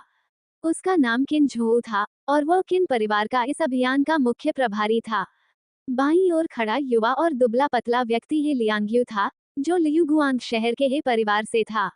दाहिनी ओर खड़ा व्यक्ति, जो एक अनियंत्रित आभा बिखेर रहा था, लियुगुआंग शहर के फैंग परिवार का फैंग लिक्सियाओ था। किन झो ने फैंग की ज्ञान की ओर मुट्ठी जोड़कर कहा, हमने इस बार नगर प्रमुख फैंग को परेशान कर दिया है। हमने अपने मुख्य परिवार को सहायता के लिए अनुरोध भेज दिया है, और घर से महत्वपूर्ण व्यक्तियों के लगभग 1 घंटे में पहुंचने की उम्मीद है। इस दौरान हम नगर प्रमुख को किंग्यांग शहर की रक्षा करने में हर संभव सहायता करेंगे। फैंग किंग्यांग ने मन ही मन उपहास किया। किंग्यांग शहर को तो उन्होंने फंसाया था, लेकिन उनकी बातों से ऐसा लग रहा था मानो वे किंग्यांग शहर को संकट से उबरने में मदद कर रहे हों। हालांकि यह अपनी नाराजगी दिखाने का समय नहीं था। फैंग किंग्यांग ने बनावटी मुस्कान के साथ जवाब दिया, किंग्यांग शहर में राजा श्रेणी के पशु स्वामी बहुत कम हैं। हमें शहर की रक्षा के लिए तीनों परिवारों के कुशल व्यक्तियों पर निर्भर रहना होगा। हम अपनी पूरी कोशिश करेंगे। किन झो ने फेंग किंगयांग के आसपास के कम दबाव को नजरअंदाज करते हुए खुशी से मुस्कुराना जारी रखा। ही लियांग्यू ने विनम्रतापूर्वक झुककर अपना रुख स्पष्ट किया। यद्यपि फेंग लिक्सियाओ का व्यवहार दृढ़ था, फिर भी उन्होंने ये संकेत दिया कि फेंग परिवार अपनी ओर से हर संभव प्रयास करेगा। आकाश में बरसती बारिश अचानक हवा में थम सी गई। शहर के द्वार के बाहर स्थित ज्वार बुलाती जलपरी की धर्म प्रतिमा ने अपने होंठ हिलाए और एक दमनकारी आवाज फिर से सुनाई दी। समय समाप्त हो गया है। ऐसा लगता है कि आप मेरे परिजनों को सौंपने के लिए तैयार नहीं हैं। बहुत खूब, बहुत खूब, बहुत खूब। शहर पर हमला करो, शहर पर हमला करो के नारे क्रोध से लगाए गए। शहर के कई आम लोग इस दबाव को सहन नहीं कर सके और उनके कानों से लगातार खून बहता रहा। आकाश से एक बार फिर बारिश बरसने लगी, जिससे लोगों की त्वचा में चुभन होने लगी। धर्म प्रतिमा के पीछे खड़ी 100 मीटर ऊंची विशाल लहर भी किंगयांग शहर की ओर तेजी से बढ़ी। शहर की रक्षा की पहली पंक्ति के रूप में स्थापित, शहर को सुरक्षा प्रदान करने वाली ऊर्जा ढाल विशाल लहर के प्रभाव से पहले ही क्षतिग्रस्त हो चुकी थी। हालांकि ऊर्जा ढाल ने कम से कम इस हमले को रोक दिया। ये देखकर ज्वार बुलाने वाली जलपरी के होंठ ऐसे मुड़े मानो सब कुछ उसकी उम्मीदों के मुताबिक ही हुआ हो। विशाल लहर जमीन से टकराई, जिससे पानी का स्तर तुरंत कई सेंटीमीटर बढ़ गया। जमा हुआ पानी, जो पहले घुटनों से ऊपर था, अब एक वयस्क की कमर तक पहुंच गया था। ज्वार को बुलाने वाली जलपरी ने अपना दाहिना हाथ बढ़ाया, एक काल्पनिक पकड़ बनाई और उसके हाथ में 100 मीटर लंबा त्रिशूल प्रकट हुआ। ये कहने की आवश्यकता नहीं है कि सभी बीस्ट मास्टर्स उस त्रिशूल में समाहित भयावह शक्ति को महसूस कर सकते थे, जिसके चारों ओर विनाशकारी आभा एकत्रित हो रही थी। पल भर में त्रिशूल मायावी से ठोस रूप में परिवर्तित हो गया। ज्वार बुलाने वाली जलपरी ने सीधे किंगयांग शहर की रक्षा करने वाले ऊर्जा कवच पर निशाना साधा और त्रिशूल फेंक दिया। त्रिशूल ऊर्जा ढाल से टकराया। इस बार ऊर्जा ढाल इसे झेल नहीं पाई। एक तीखी चीरने की आवाज गूंजी और टक्कर के बिंदु से दरारें फैल गईं। फिर किंगयांग शहर की रक्षा करने वाला ऊर्जा कवच टूटे हुए कांच की तरह हवा में बिखर गया, जबकि त्रिशूल बिना किसी रुकावट के आगे बढ़ता रहा। धमाका। उनके कानों में एक जोरदार धमाके की आवाज गूंजी। त्रिशूल के हमले को झेलने में शहर की दीवार भी नाकाम रही और गर्जना के साथ ढह गई, जिससे कई दसियों मीटर चौड़ा एक विशाल गड्ढा बन गया। हालांकि अच्छी खबर सिर्फ यही थी कि इस बार त्रिशूल आखिरकार गायब हो गया। किंगयांग शहर में एक दरार खुलते ही शहर के द्वार के बाहर इंतजार कर रहे समुद्री जीव खून की गंध सूंघते हुए लकड़बग्घों की तरह उस खुले स्थान की ओर दौड़ पड़े और आगे निकलने के लिए होड़ करने लगे। नगर रक्षकों, दरार को बंद करो। यह एडजुटेंट की आवाज थी। तुरंत ही प्रशिक्षित सैनिकों ने अपने अपने दैत्यों को बुलाया और पानी में मौजूद विचित्र दैत्यों का मुकाबला करने के लिए दरार की ओर दौड़ पड़े। युद्ध शुरू हुआ और दरार पर विभिन्न रंगीन कौशल आपस में टकराने लगे। समय समय पर शरीर के विभिन्न क्षत विक्षत अंग धारा के साथ बहते हुए शहर के अंदर या बाहर की ओर चले जाते थे। ज्वार बुलाने वाली जलपरी ने दरार की ओर देखा, उसके चेहरे पर स्पष्ट रूप से असंतोष के भाव थे, और फिर उसकी हथेली में एक दूसरा त्रिशूल फिर से प्रकट हो गया। फेंग किंगयांग, जो उसकी गतिविधियों पर नजर रख रहा था, उसकी पुतलियां थोड़ी सिकुड़ गईं। 5 सितारा राजा रैंक से ऊपर के पशु स्वामी, मेरे साथ इस हमले का मुकाबला करो। ये चिल्लाने के बाद वह हवा में उछल गया और उसी समय अलग अलग रूप वाले 3 पक्षी प्रकार के जीव उसके बगल में प्रकट हुए। एक चमकता हुआ पक्षी था, जिससे अत्यधिक प्रकाश निकल रहा था, और फिर उसके सामने प्रकाश से बनी एक मोटी विशाल ढाल प्रकट हुई। अन्य 2 पक्षियों के पास शायद ढाल जैसी क्षमताएं नहीं थीं, लेकिन आक्रमण ही बचाव का सबसे अच्छा तरीका था। उन्होंने एक साथ अपनी सबसे शक्तिशाली अंतिम क्षमता का प्रयोग किया और ज्वार बुलावा देने वाली मत्स्यांगना के हाथ में मौजूद त्रिशूल को निशाना बनाया। किन झो, हे लियांग्यो और फेंग लिक्सियाओ, जो शहर की दीवार पर खड़े थे, ने फेंग की ज्ञान का आदेश सुना और तेजी से उसके पीछे हवा में चले गए और उसके बगल में रुक गए। प्रत्येक ने अपने अपने जानवरों को बुलाया और आने वाले त्रिशूल पर हमला करने के लिए अपनी क्षमताओं का प्रयोग किया। एक क्षण के लिए उड़ते हुए पंख, जलधाराएं, बिजली की रोशनी और हवा के झोंके एक साथ त्रिशूल से टकराए। सृष्टि की ध्वनि के समान एक प्रचंड विस्फोट हुआ और शहर की दीवार के पास मौजूद पशु स्वामी और जानवर क्षण भर के लिए दुनिया से विमुख हो गए। फिर एक चकाचौंध कर देने वाली रोशनी चमकी। उस तेज रोशनी के बाद हवा में खड़े सभी बीस्ट मास्टर्स झटके से पीछे की ओर गिर पड़े, लेकिन अंततः उनके संयुक्त प्रयासों से त्रिशूल को रोक दिया गया। हम्फ, ज्वार बुलाने वाली जलपरी ने ठंडी सांस ली। उसे एहसास हुआ कि अभी अभी मिलकर प्रतिरोध करने वालों में ही वह अपराधी मौजूद था जिसने उसके परिवार को बंदी बनाया था। उसने तुरंत गुस्से में आकर फिर से हमला कर दिया। आखिरकार ये समुद्र नहीं था और सी टूम ट्राइडेंट की शक्ति काफी कमजोर हो गई थी। उसने अपने हाथों को थोड़ा ऊपर उठाया और पानी की चार धाराएं धीरे धीरे उसके शरीर के चारों ओर विपरीत दिशा में ऊपर की ओर घूमने लगी, फिर गति बढ़ाकर 100 मीटर ऊंचे जल बवंडर का रूप ले लिया। ये चारों जल बवंडर अपनी भयानक शक्ति के साथ शहर के द्वार की ओर बढ़े। वे जहां भी गए, मित्र हो या शत्रु, जल में मौजूद जीव भी बहकर अंदर के भयानक दबाव से टुकड़े टुकड़े हो गए। ज्वार बुलाने वाली जलपरी का हर हमला स्वर्ग और पृथ्वी की शक्ति को एकत्रित करता हुआ प्रतीत होता था, जो वास्तव में रूह कंपा देने वाला होता था। ये बूढ़ा आदमी एक को रोकेगा।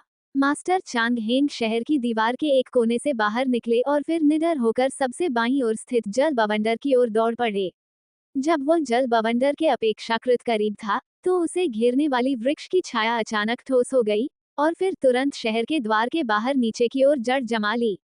ऐसा प्रतीत होता है मानो यह जमीन के नीचे से अपार ऊर्जा खींच रहा हो। इसका तना, शाखाएं और पत्तियां बेतहाशा बढ़ने लगी और कुछ ही समय में ये 70 से 80 मीटर ऊंचा हो गया।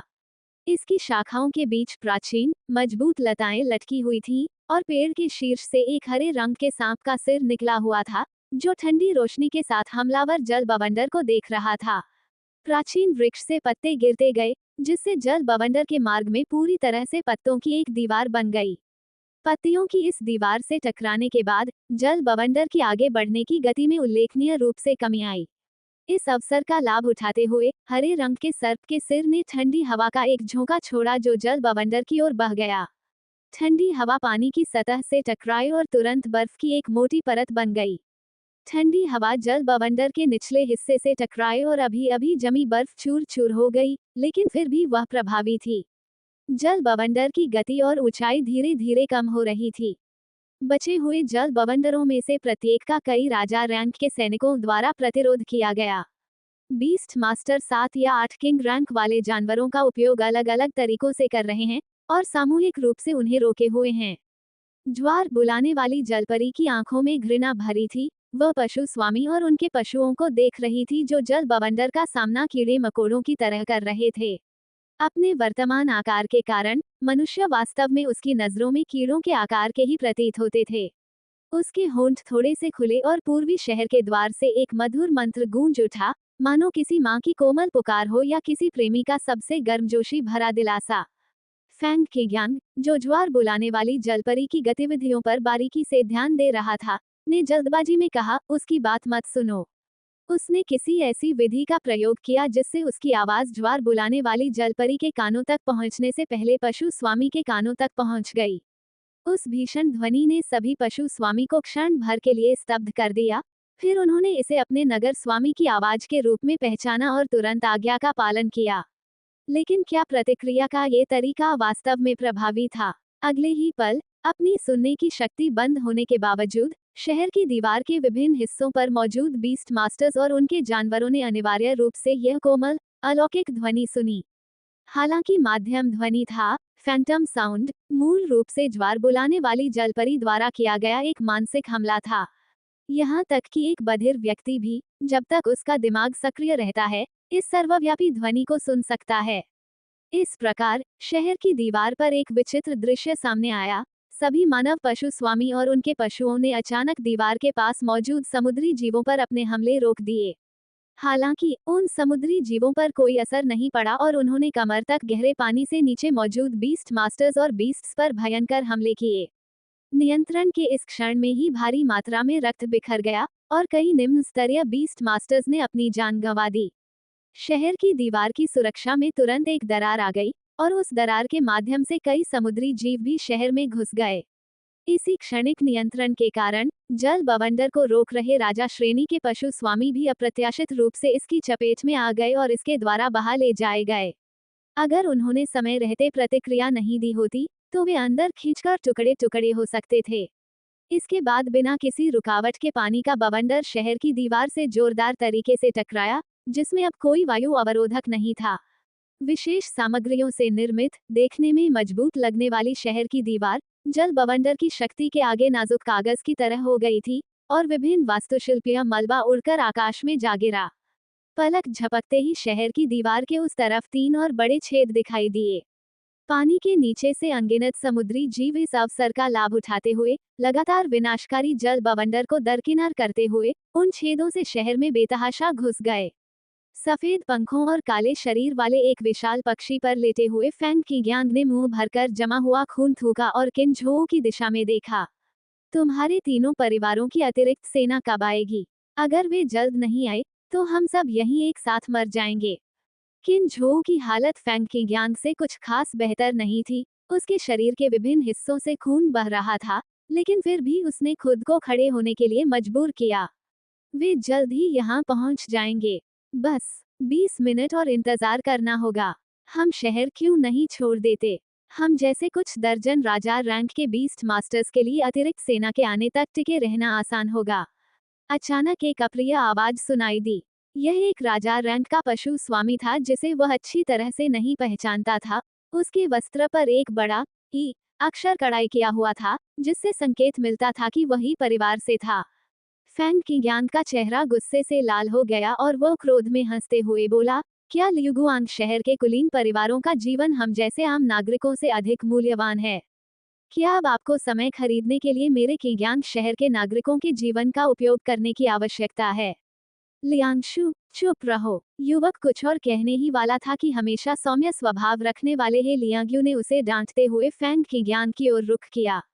लियांगशु ने बीच में ही बोल दिया, नगर स्वामी फैंग, कृपया इसे दिल पर न लें।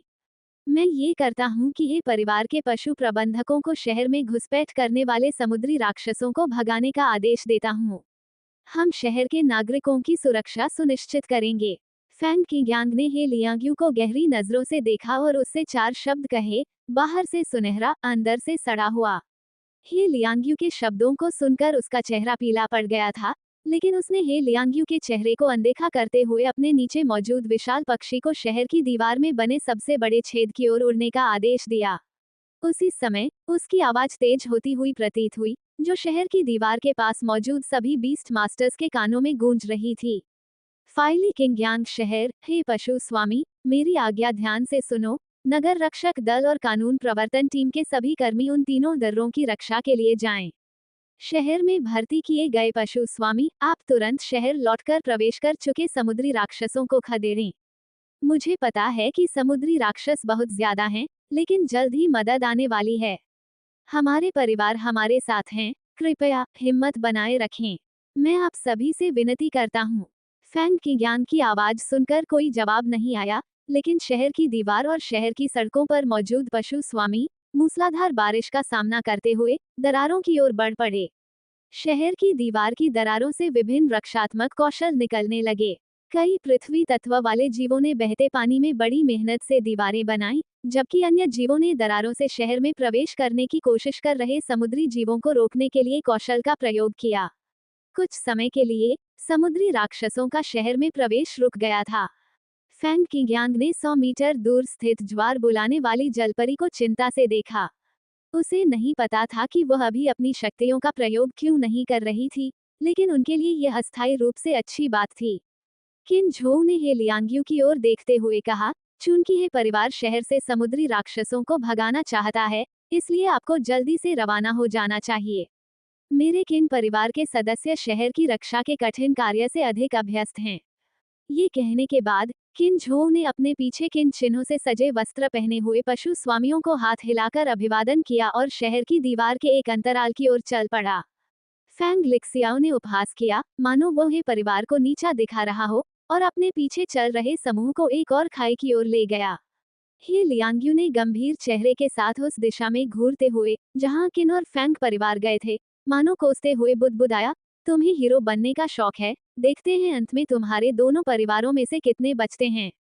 उसने अपना सिर शहर की ओर घुमाया, एक कछुए जैसे दिखने वाले जानवर को बुलाया और उस पर कदम रखने वाला पहला व्यक्ति बना, मेरे पीछे आओ। उसके पीछे खड़े कुछ लोगों को संबोधित करते हुए उसकी आवाज थोड़ी तेज थी। हे परिवार के सदस्यों ने एक दूसरे की ओर देखा और बारी बारी से विशाल कछुए पर खड़े हो गए। डॉट डॉट डॉट कुछ समुद्री जीव शहर की दीवार की नाकाबंदी तोड़कर शहर में घुस आए हैं। निवासियों से अनुरोध है कि वे अपने दरवाजे और खिड़कियां बंद कर लें, पानी से दूर रहें और उच्च स्तरीय जीव जंतुओं के स्वामी द्वारा शहर के भीतर मौजूद जंगली जीवों को बाहर निकालने की प्रतीक्षा करें। उद्घोषक की आवाज थोड़ी कांप रही थी, लेकिन इस प्रसारण संदेश को सुनने वाले नागरिक और भी अधिक दहशत में आ गए। शहर की सुरक्षात्मक हवाई बाधा के टूटने के तुरंत बाद ही नागरिकों को कुछ आशंका होने लगी थी, और ज्वार बुलाने वाली मत्स्यांगना के कौशल की शक्ति को देखने के साथ साथ वे केवल कल्पना के आधार पर ही अनुमान लगा सकते थे कि युद्ध कितना भयावह था। उद्घोषक का प्रसारण सुनते ही उन्होंने भारी बारिश की परवाह किए बिना तुरंत सक्रिय आत्म बचाव के उपाय किए और ऊपरी मंजिलों की ओर दौड़ पड़े। बाहर अभी भी भारी बारिश हो रही थी, फिर भी वे पानी के करीब निचली मंजिलों पर बने अपने सुरक्षित दिखने वाले घरों में रहने की हिम्मत नहीं कर पा रहे थे। बारिश के घने अंधेरे पर्दे में 4 और 5 मंजिला इमारतें धुंधली आकृतियों से भरी हुई थीं। दुकान में मौजूद दो भाई लुओ चेन और लुओ यांग ने भी प्रसारण सुना। शहर की दीवार की रक्षा के लिए निकले अपने माता पिता के लिए दोनों भाई बेहद चिंतित हो गए। लुओ चेन ने दुकान का दरवाजा खोला और अपने सामने जमा हुए पानी को देखा, जो लगभग उसकी छाती तक था। उसका चेहरा अनायास ही थोड़ा गंभीर हो गया। हालांकि अंदर स्थित पालतू जानवरों की दुकान पूरी तरह से अप्रभावित रही, मानो कोई अदृश्य अवरोध जमा हुए पानी को दुकान के दरवाजे के बाहर ही रोके हुए हो। भाई, लगता है पानी में कुछ गड़बड़ है। लुओ चेन के बगल में खड़े लुओ यांग ने अपनी तेज नजरों से कुछ देख लिया था और उसने लुओ चेन को चेतावनी देने के लिए बोलना शुरू कर दिया। क्या? लुओ चेन ने देर से प्रतिक्रिया दी। जैसे ही लुओ यांग कुछ और कहने ही वाला था, तभी 3 से 4 मीटर लंबा एक विशालकाय जीव, जिसके शरीर के किनारों पर हड्डियों के नुकीले कांटे थे, अचानक गंदे पानी के नीचे से निकला और लुओ चेन के सामने झपटा। इसकी गति इतनी तेज थी कि नौसिखिया लुओ चेन बिल्कुल भी प्रतिक्रिया नहीं कर सका। जैसे ही उसका मुंह लुओ चेन का सिर काटने ही वाला था, लुओ चेन के पीछे से लाल रंग की एक तेज रोशनी निकली और सीधे हड्डी के नुकीले हिस्सों से ढके इस मछली जैसे दिखने वाले राक्षस के मुंह से होकर गुजरी। लुओ चेन को उसके मुंह से आती मछली जैसी दुर्गंध भी महसूस हो रही थी। उसकी आंखों में अभी भी भय का भाव था और अंत में वह कमजोरी से पानी में गिर पड़ा। इस नौजवान के सामने अपनी बात रखने के लिए आपको बाहर जाकर पता लगाना चाहिए कि इस गली में सबसे दबंग कौन है। लुओ चेन के पीछे से एक घमंडी और थप्पड़ मारने लायक आवाज आई। लुओ चेन अभी भी सहमा हुआ था, उसने अपनी छाती पर हाथ फेरा। लुओ यांग ने तो और भी धीमी प्रतिक्रिया देते हुए लुओ चेन को वापस दुकान के अंदर खींच लिया। इस समय उन दोनों को आखिरकार उस रंगीन ध्वनि आत्मा चिड़िया को देखने का समय मिला जिसने अभी अभी अभिनय किया था। उन्होंने उसे कैशियर के काउंटर पर इतराते हुए दुकान के दरवाजे से बाहर गर्व से देखते हुए देखा। शाबाश! रंगीन ध्वनि आत्मा चिड़िया द्वारा अपना जीवन बचाए जाने पर लुओ चेन ने पहली बार रंगीन ध्वनि आत्मा चिड़िया की प्रशंसा की, लगभग ये भूलते हुए कि यह चिड़िया भी आत्मा श्रेणी में सील किया गया एक जानवर थी। रंगीन ध्वनि आत्मा चिड़िया प्रशंसा पाकर अपना सिर इतना ऊंचा उठा लिया कि वो लगभग आकाश को छू रहा था, जिसे लुओ चेन ने कुछ हद तक मनोरंजक पाया। अहम, क्या इस सड़क पर कोई और समुद्री जीव हैं? बाहर सड़क का पानी मटमैला था और उसमें समुद्र की नमकीन मछली जैसी गंध आ रही थी। लुओ चेन यह नहीं देख पा रहा था कि उस गंदे पानी के नीचे कोई समुद्री जीव छिपे हैं या नहीं। रंगीन ध्वनि आत्मा चिड़िया दुकान के प्रवेश द्वार पर उड़कर आई, कुछ क्षण तक बहते हुए कीचड़ भरे पानी को ध्यान से देखती रही और फिर लुओ चेन के प्रश्न का उत्तर दिया। वहां दो भयंकर जानवर और एक आत्मिक जानवर हैं। लुओ चेन का दिल बैठ गया। चिनयांग पेट स्टोर किंगयांग शहर के केंद्र के पास स्थित एक दुकान थी। अगर यहाँ भी इतने सारे समुद्री जीव घुसपैठ कर चुके हैं, तो स्थिति कितनी गंभीर होगी। इस गली में मौजूद सभी समुद्री जीवों से निपटना आपके लिए कोई समस्या नहीं होनी चाहिए, है ना? लुओ चेन ने रंगीन ध्वनि आत्मा चिड़िया की ओर अनिश्चितता से देखा। रंगीन ध्वनि आत्मा चिड़िया ने बाहर सड़क की ओर तिरस्कार भरी नजर से देखा। इस युवा मालिक के लिए तो ये काम बहुत आसान है, लेकिन पहले मुझे दुकान से बाहर निकलने दो। जैसे कि कुछ याद आने पर रंगीन ध्वनि आत्मा फिंच ने अंत में एक शर्त जोड़ दी। ठीक है, कोई बात नहीं। लेकिन अगर मैं तुमसे उन्हें जिंदा पकड़ने को कहूँ, तो क्या तुम ऐसा कर पाओगे? रंगीन ध्वनि आत्मा चिड़िया व्यथित दिख रही थी, मानो कह रही हो, बच्चे, तुम्हारी मांगें इतनी कठिन क्यों होती जा रही हैं? शायद अपनी शक्ति पर अटूट विश्वास के कारण उसने अंततः बड़ी मुश्किल से सिर हिलाया। तो फिर तुम जाओ। लुओ चेन ने रंगीन ध्वनि आत्मा चिड़िया को चमकीली आंखों से देखा, यहाँ तक कि अपनी मुठ्ठियां भींचकर उन्हें ऊपर नीचे हिलाया, मानो उसका उत्साह बढ़ा रहा हो। रंग बिरंगी ध्वनि आत्मा चिड़िया ने बुद्धिमानी से अपना सिर हिलाया, अपने रंग बिरंगे पंख फैलाए, और इससे पहले कि लुओ चेन और लुओ यांग कोई प्रतिक्रिया कर पाते, वह सड़क के बीचों बीच पहुंच चुकी थी। हालांकि अभी भी बारिश हो रही थी, लेकिन रंगीन ध्वनि आत्मा फिंच नारंगी प्रकाश की एक ढाल से घिरी हुई थी, जो उसे बारिश के प्रभावों से बचा रही थी। कुछ क्षण पहले तक पानी में हल्की सी लहरें उठ रही थीं, लेकिन रंगीन ध्वनि आत्मा चिड़िया के प्रकट होने के बाद पानी एकदम शांत हो गया।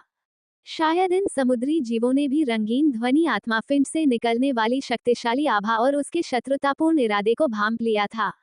हालांकि अगर वे सचमुच समुद्र में होते, तो एक निश्चित गहराई पर छिपे रहने तक रंगीन ध्वनि आत्मा फिंच शायद उनका कुछ भी नहीं बिगाड़ पाती। लेकिन अब वे एक ऐसी सड़क पर थे जहां 2 मीटर से भी कम पानी था, इसलिए चाहे वे अपनी उपस्थिति को कम करने की कितनी भी कोशिश करें, वे रंगीन ध्वनि आत्मा फिंच की दृष्टि से बच नहीं सकते थे। रंगीन ध्वनि वाली स्पिरिट फिंच ने हवा में एक सुंदर 360 डिग्री का चक्कर लगाया। चक्कर के दौरान उसके शरीर से चमकदार और रंगीन प्रकाश फैला, और फिर उसके पीछे 7 रंगों के प्रकाश से बना एक विशाल रंगीन ध्वनि वाली स्पिरिट फिंच प्रकट हुआ। लुओ चेन ने इसे तुरंत पहचान लिया। ये रंगीन ध्वनि आत्मा चिड़िया की क्षमता थी। उसने सोचा कि ये देखने में बहुत सुंदर है। कलरफुल साउंड स्पिरिट फिंच की ओर से बिना किसी हलचल के उसके पीछे मौजूद स्पिरिट फिंच का ऊर्जा शरीर सीधे पानी में डूब गया। लुओ चेन और लुओ यांग यह नहीं देख पा रहे थे कि पानी के अंदर किस तरह की लड़ाई हो रही है, लेकिन पानी के छलकने और उबलने से अंदाजा लगाया जा सकता है कि लड़ाई काफी तीव्र रही होगी। उन्हें ज्यादा इंतजार नहीं करना पड़ा। स्पिरिट फिंच पक्षी हवा में उड़ गया, अपने मुंह में लगभग 2 मीटर लंबी एक अजीब मछली लिए हुए। पिंजरा खोलो और इसे अंदर डालो। रंगीन ध्वनि आत्मा चिड़िया ने दरवाजे पर खड़े दोनों भाइयों पर चिल्लाते हुए कहा। लुओ चेन ने 3 मीटर व्यास वाले पिंजरे को देखा, फिर 2 मीटर लंबी अजीब मछली को। यह उसमें समा तो सकती थी, लेकिन अगर इसे ऐसे ही जमीन पर छोड़ दिया जाए तो क्या ये प्यास से मर जाएगी? कुछ क्षण के संकोच के बाद लुओ चेन ने कुशलता से पिंजरों में से एक को खोला, और फिर आत्मा चिड़िया मरनासन अजीब मछली को ले जाते हुए उसे पिंजरे के ऊपर से अंदर गिरा दिया। जैसे ही स्पिरिट फिंच दुकान में दाखिल हुई, बाहर सड़क पर अचानक पानी की तेज बौछार होने लगी। पानी के नीचे छिपी हुई अन्य परछाइयों ने महसूस किया कि यह रंगीन ध्वनि वाली स्पिरिट फिंच ऐसी नहीं है जिसे वे उकसा सके, इसलिए उन्होंने मौके का फायदा उठाया और तेजी से सड़क पर 2 अलग-अलग दिशाओं में भाग गईं। भागने की कोशिश कर रहे हो? अपने दादाजी की सहमति के बारे में तो पूछना भी मत। खूबसूरत और मनमोहक रंगीन साउंड स्पिरिट फिंच द्वारा कहे गए ये शब्द आश्चर्यजनक रूप से उग्र थे। ये कहने के बाद उसने अपने मुंह से एक तीखी चीख निकाली। लुओ चेन और लुओ यांग के कानों को वह चीख थोड़ी चुभने वाली लगी। हालांकि पानी के नीचे फंसे कुछ लोग जो सड़क छोड़ना चाहते थे, उन्हें भारी आघात लगा था। ऐसा लग रहा था मानो पानी की सतह पर केवल लाल रंग का एक धब्बा ही दिखाई दे रहा हो। पानी की सतह अस्थायी रूप से शांत हो गई, और यह अज्ञात था कि हमला किए गए समुद्री जीव मर गए थे, बेहोश हो गए थे, या किसी तरह बच निकले थे। दुकान के अंदर मौजूद स्पिरिट फिंच ने अपने मुंह में रखी अजीब मछली को नीचे रखने के बाद तुरंत दुकान से बाहर उड़ान भरी, फिर पहले से छोड़े गए गहरे लाल खून के धब्बों का पीछा करते हुए नीचे गोता लगाया और वास्तव में एक और अजीब मछली को ऊपर ले आया। पकड़ी गई सभी विचित्र मछलियों को ले जाने के लिए इसे कई बार आना जाना पड़ा। लुओ चेन पिंजरों में बंद अजीबोगरीब मछलियों को देखकर बेहद उत्साहित हो गया। अब दुकान उतनी खाली नहीं लग रही थी। हालांकि समुद्री जीव, विशेषकर अंतर्देशीय शहरों में रहने वाले पशुपालकों के बीच बहुत लोकप्रिय नहीं थे, फिर भी यह एक निःशुल्क व्यवसाय था। यदि उन्हें बेचा नहीं जा सकता था, तो उन्हें मांस के लिए मारा जा सकता था। हालांकि लुओ चेन को परेशान करने वाली अगली बात ये थी कि ये 6 समुद्री जीव स्पष्ट रूप से अधिक समय तक पानी से बाहर नहीं रह सकते थे। उन्हें कैसे व्यवस्थित किया जाए, यह एक अत्यावश्यक समस्या थी जिसका समाधान करना आवश्यक था। लुओ चेन ने ध्यानपूर्वक विचार किया और तीसरी मंजिल के गुप्त क्षेत्र में एक बड़ा गड्ढा खोदने का फैसला किया ताकि इन 6 विचित्र मछलियों को अस्थायी रूप से वहां रखा जा सके। भाई चलो तीसरी मंजिल के गुप्त क्षेत्र में चलते हैं और एक गड्ढा खोदकर इन्हें वहां बसाते हैं। लुओ चेन ने स्वाभाविक रूप से लुओ यांग को अपना विचार बताया। रंगीन ध्वनि आत्मा चिड़िया की भयंकर युद्ध शक्ति से उबर रहे लुओ यांग ने आज्ञाकारी भाव से सिर हिलाया। रंगीन ध्वनि आत्मा चिड़िया दुकान के बाहर से अभी लौटी ही थी कि लुओ चेन ने उसे एक नया काम सौंपा। हम तीसरी मंजिल पर जा रहे हैं। ध्यान रखना कि इन समुद्री जीवों पर समय समय पर पानी छिड़कते रहना ताकि वे मर न जाएं। इन विचित्र मछलियों के बारे में जानकारी की जांच करने का समय नहीं था, इसलिए लुओ चेन ने अस्थायी रूप से उन्हें विचित्र मछलियां ही कहा। कैशियर काउंटर पर खड़ी अपने पंखों को संवारती रंगीन ध्वनि आत्मा चिड़िया ने लुओ चेन को संदेह भरी निगाहों से देखा। तुम तीसरी मंजिल पर क्यों जा रहे हो? क्या इन समुद्री जीवों को ऐसे ही छोड़ दिया जाएगा? रंगीन ध्वनि आत्मा चिड़िया के उलझन भरे चेहरे को देखकर लुओ चेन ने धैर्यपूर्वक उसे दोबारा समझाया। आखिरकार आज सबसे बड़ा योगदान उसी का था। ये सुनकर कि लुओ चेन तीसरी मंजिल के गुप्त क्षेत्र में इन विचित्र मछलियों को रखने के लिए एक बड़ा गड्ढा खोदने जा रहा है, रंगीन ध्वनि आत्मा चिड़िया अचानक विचित्र हंसी हंस पड़ी। हा हा हा, तुम सचमुच इन समुद्री जीवों को गुप्त लोक में सजाने जा रहे हो। हा हा हा हा, लुओ चेन रंगीन ध्वनि आत्मा चिड़िया को देख रहा था, जो इतनी जोर से हंस रही थी कि उसकी सांसें रुक रही थीं और उसका चेहरा काली रेखाओं से भरा हुआ था, और वह सोच रहा था कि क्या उसे एक और मुंह आदेश देना चाहिए।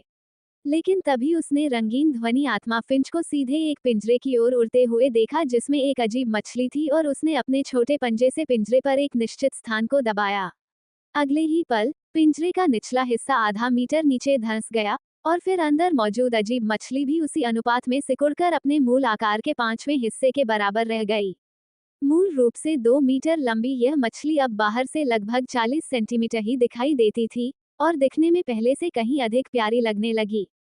फिर पिंजरे के निचले हिस्से से साफ पानी रिसने लगा। जल्द ही पानी का स्तर जमीन से ऊपर हो गया, लेकिन पिंजरे के बाहरी हिस्से को किसी अज्ञात समय पर कांच की एक परत से ढक दिया गया था, जिससे पानी बाहर नहीं बह पा रहा था। वह विचित्र मछली, जो मृत्यु के कगार पर थी, अब फिर से जीवंत हो उठी और पानी में स्वतंत्र रूप से तैरने लगी। लुओ चेन और लुओ यांग ने इस दृश्य को बड़ी हैरानी से देखा, खासकर लुओ चेन ने। दुकान प्रबंधक होने के नाते वह इस पिंजरे के ऐसे उपयोग के बारे में कैसे नहीं जान सकता था। काफी देर बाद लुओ चेन को आखिरकार होश आया। तुमने अभी अभी यह कैसे किया? रंगीन ध्वनि आत्मा चिड़िया ने लुओ चेन की ओर एक भौं उठाए और विचारमग्न होने का दिखावा किया। उसकी मुद्रा देखकर, जो स्पष्ट रूप से इनाम मांग रही थी, लुओ चेन तुरंत समझ गया। कल के खूंखार जानवर के मांस की जगह आध्यात्मिक जानवर का मांस दिया जाएगा। सिर्फ कल के लिए। रंगीन ध्वनि आत्मा चिड़िया ने चिंता से आह भरी। लुओ चेन ने दांत पीसते हुए कहा, 3 दिन, अगले 3 दिनों तक। तुम्हें पता है कि आत्मा पशु का मांस बहुत महंगा होता है। रंगीन ध्वनि आत्मा चिड़िया ने ठहाका लगाया, ये जानते हुए कि कब रुकना है। वह दूसरे पिंजरे में उड़ गई, अपने पंख फड़फड़ाए और दोनों लुओ भाइयों को पिंजरे के सामने आने का इशारा किया। जैसे जैसे ये काम करता गया, इसने दोनों भाइयों को समझाया, देखो, यहाँ एक छिपा हुआ डिब्बा है। आपको बस इसे इस तरह खोलना है और फिर इस लाल बटन को दबाना है और पिंजरे के अंदर का वातावरण अंदर मौजूद जानवर के लिए उपयुक्त रहने का माहौल बना देगा। यह इस बात पर निर्भर करेगा कि वह किस प्रकार का जानवर है। लुओ चेन ने बटन के बगल में हीरे के आकार की एक जाली देखी, जिसमें कुछ रखने की आवश्यकता प्रतीत हो रही थी। उसने उत्सुकता से रंगीन ध्वनि आत्मा चिड़िया से पूछा, ये जाली किस लिए है? यह ऊर्जा पत्थरों को रखने के लिए है। जब आप ऊर्जा पत्थर रखते हैं, तो सबसे बुनियादी वातावरण अनुकरण के अलावा पिंजरा उपयुक्त ऊर्जा तत्व भी प्रदान कर सकता है, जो जानवर के लिए अवशोषित करने और उनके विकास को गति देने में बेहतर होते हैं। एनर्जी स्टोन, ये क्या होते हैं? लुओ चेन के ढेरों सवालों ने रंगीन ध्वनि आत्मा चिड़िया को थोड़ा थका दिया। ऊर्जा पत्थर तो बस ऐसे पत्थर होते हैं जिनमें ऊर्जा समाहित होती है। खैर, ये स्पष्टीकरण न होने से कोई अलग नहीं था। यह शायद वैसा ही था जैसे कोई लुओ चेन से पूछे कि पैसा क्या होता है, एक सामान्य ज्ञान का प्रश्न। लुओ चेन ने आगे कुछ नहीं पूछा। इसके बजाय वो और लुओ यांग अन्य अजीब मछली के पिंजरों के पास गए और पर्यावरण सिमुलेशन फंक्शन को सक्रिय किया। जैसा कि अपेक्षित था, अंदर का सारा वातावरण पानी में बदल गया। अजीबोगरीब मछली के पिंजरों का काम खत्म करने के बाद लुओ चेन उत्सुकता से सुगंधित खरगोश के पिंजरे के पास गया और उसने भी वातावरण अनुकरण फंक्शन को सक्रिय कर दिया। पिंजरे के अंदर का वातावरण वाकई उम्मीद के मुताबिक बदल गया। हालांकि पानी के प्रकट होने के बजाय वह एक घास के मैदान में बदल गया। घास छोटी थी, जिससे वह हरी घास जैसी दिखती थी, लेकिन सुगंधित खरगोश उसमें छिप नहीं सकता था, जिससे पिंजरे के बाहर से उसे देखना मुश्किल हो गया था। फ्रॉस्ट वुल्फ के पिंजरे के अंदर का वातावरण बर्फीले मैदान में बदल गया, जहां जमीन पर कुछ बर्फ जमी हुई थी। पहले सुस्त दिखने वाला फ्रॉस्ट वुल्फ भी इस कठोर वातावरण में सहजता से बैठा हुआ नजर आया। लाइटनिंग रेड के पिंजरे के वातावरण में सबसे महत्वपूर्ण बदलाव आया। अवलोकन के लिए एक तरफ का हिस्सा खुला छोड़कर बाकी का पूरा क्षेत्र एक अजीबोगरीब अयस्क से ढका हुआ था। लाइटनिंग रेड का पहले वाला सुस्त स्वभाव भी बदल गया और वह उत्साह से पिंजरे के अंदर इधर उधर चढ़ने लगा। इन सब को देखकर लुओ चेन ने दुकान की सुविधाओं के सुविचारित डिजाइन की भी प्रशंसा की। इससे दुकान में जानवरों में मनोवैज्ञानिक समस्याएं विकसित होने की संभावना काफी हद तक कम हो जाएगी। ये सर्वविदित था कि पशुओं में मनोवैज्ञानिक समस्याओं का इलाज करना बहुत मुश्किल होता है और एक उपयुक्त रहने का वातावरण कम से कम रहने की स्थितियों के संदर्भ में इस समस्या को रोक सकता है। तो दोस्तों, लुओ चेन और उसकी बीस्ट शॉप की रोमांचक कहानी का यह सफर यहीं रुकता है। लेकिन रोमांच अभी खत्म नहीं हुआ है। क्या लुओ चेन हर जानवर के उस गुप्त इवोल्यूशन मार्ग को खोज पाएगा? क्या उसकी दुकान इस पूरी दुनिया की सबसे बड़ी ताकत बन पाएगी? ये सब हम जानेंगे आने वाले एपिसोड्स में। अगर आपको आज का ये भाग पसंद आया तो वीडियो को लाइक करके अपना प्यार जरूर जताएं और इस बीस्ट टेमिंग की दुनिया का कोई भी हिस्सा मिस न करने के लिए चैनल को सब्सक्राइब करें और बेल आइकन जरूर दबाएं ताकि अगला एपिसोड अपलोड होते ही आपको नोटिफिकेशन मिल जाए। आपको लू चेन का यह सीक्रेट सिस्टम और उसका अंदाज कैसा लगा? अपनी राय कमेंट बॉक्स में जरूर लिखें। मैं आपके कमेंट्स का इंतज़ार करूंगा। मिलते हैं अगले एपिसोड में, तब तक के लिए अपना ख्याल रखें। शुक्रिया।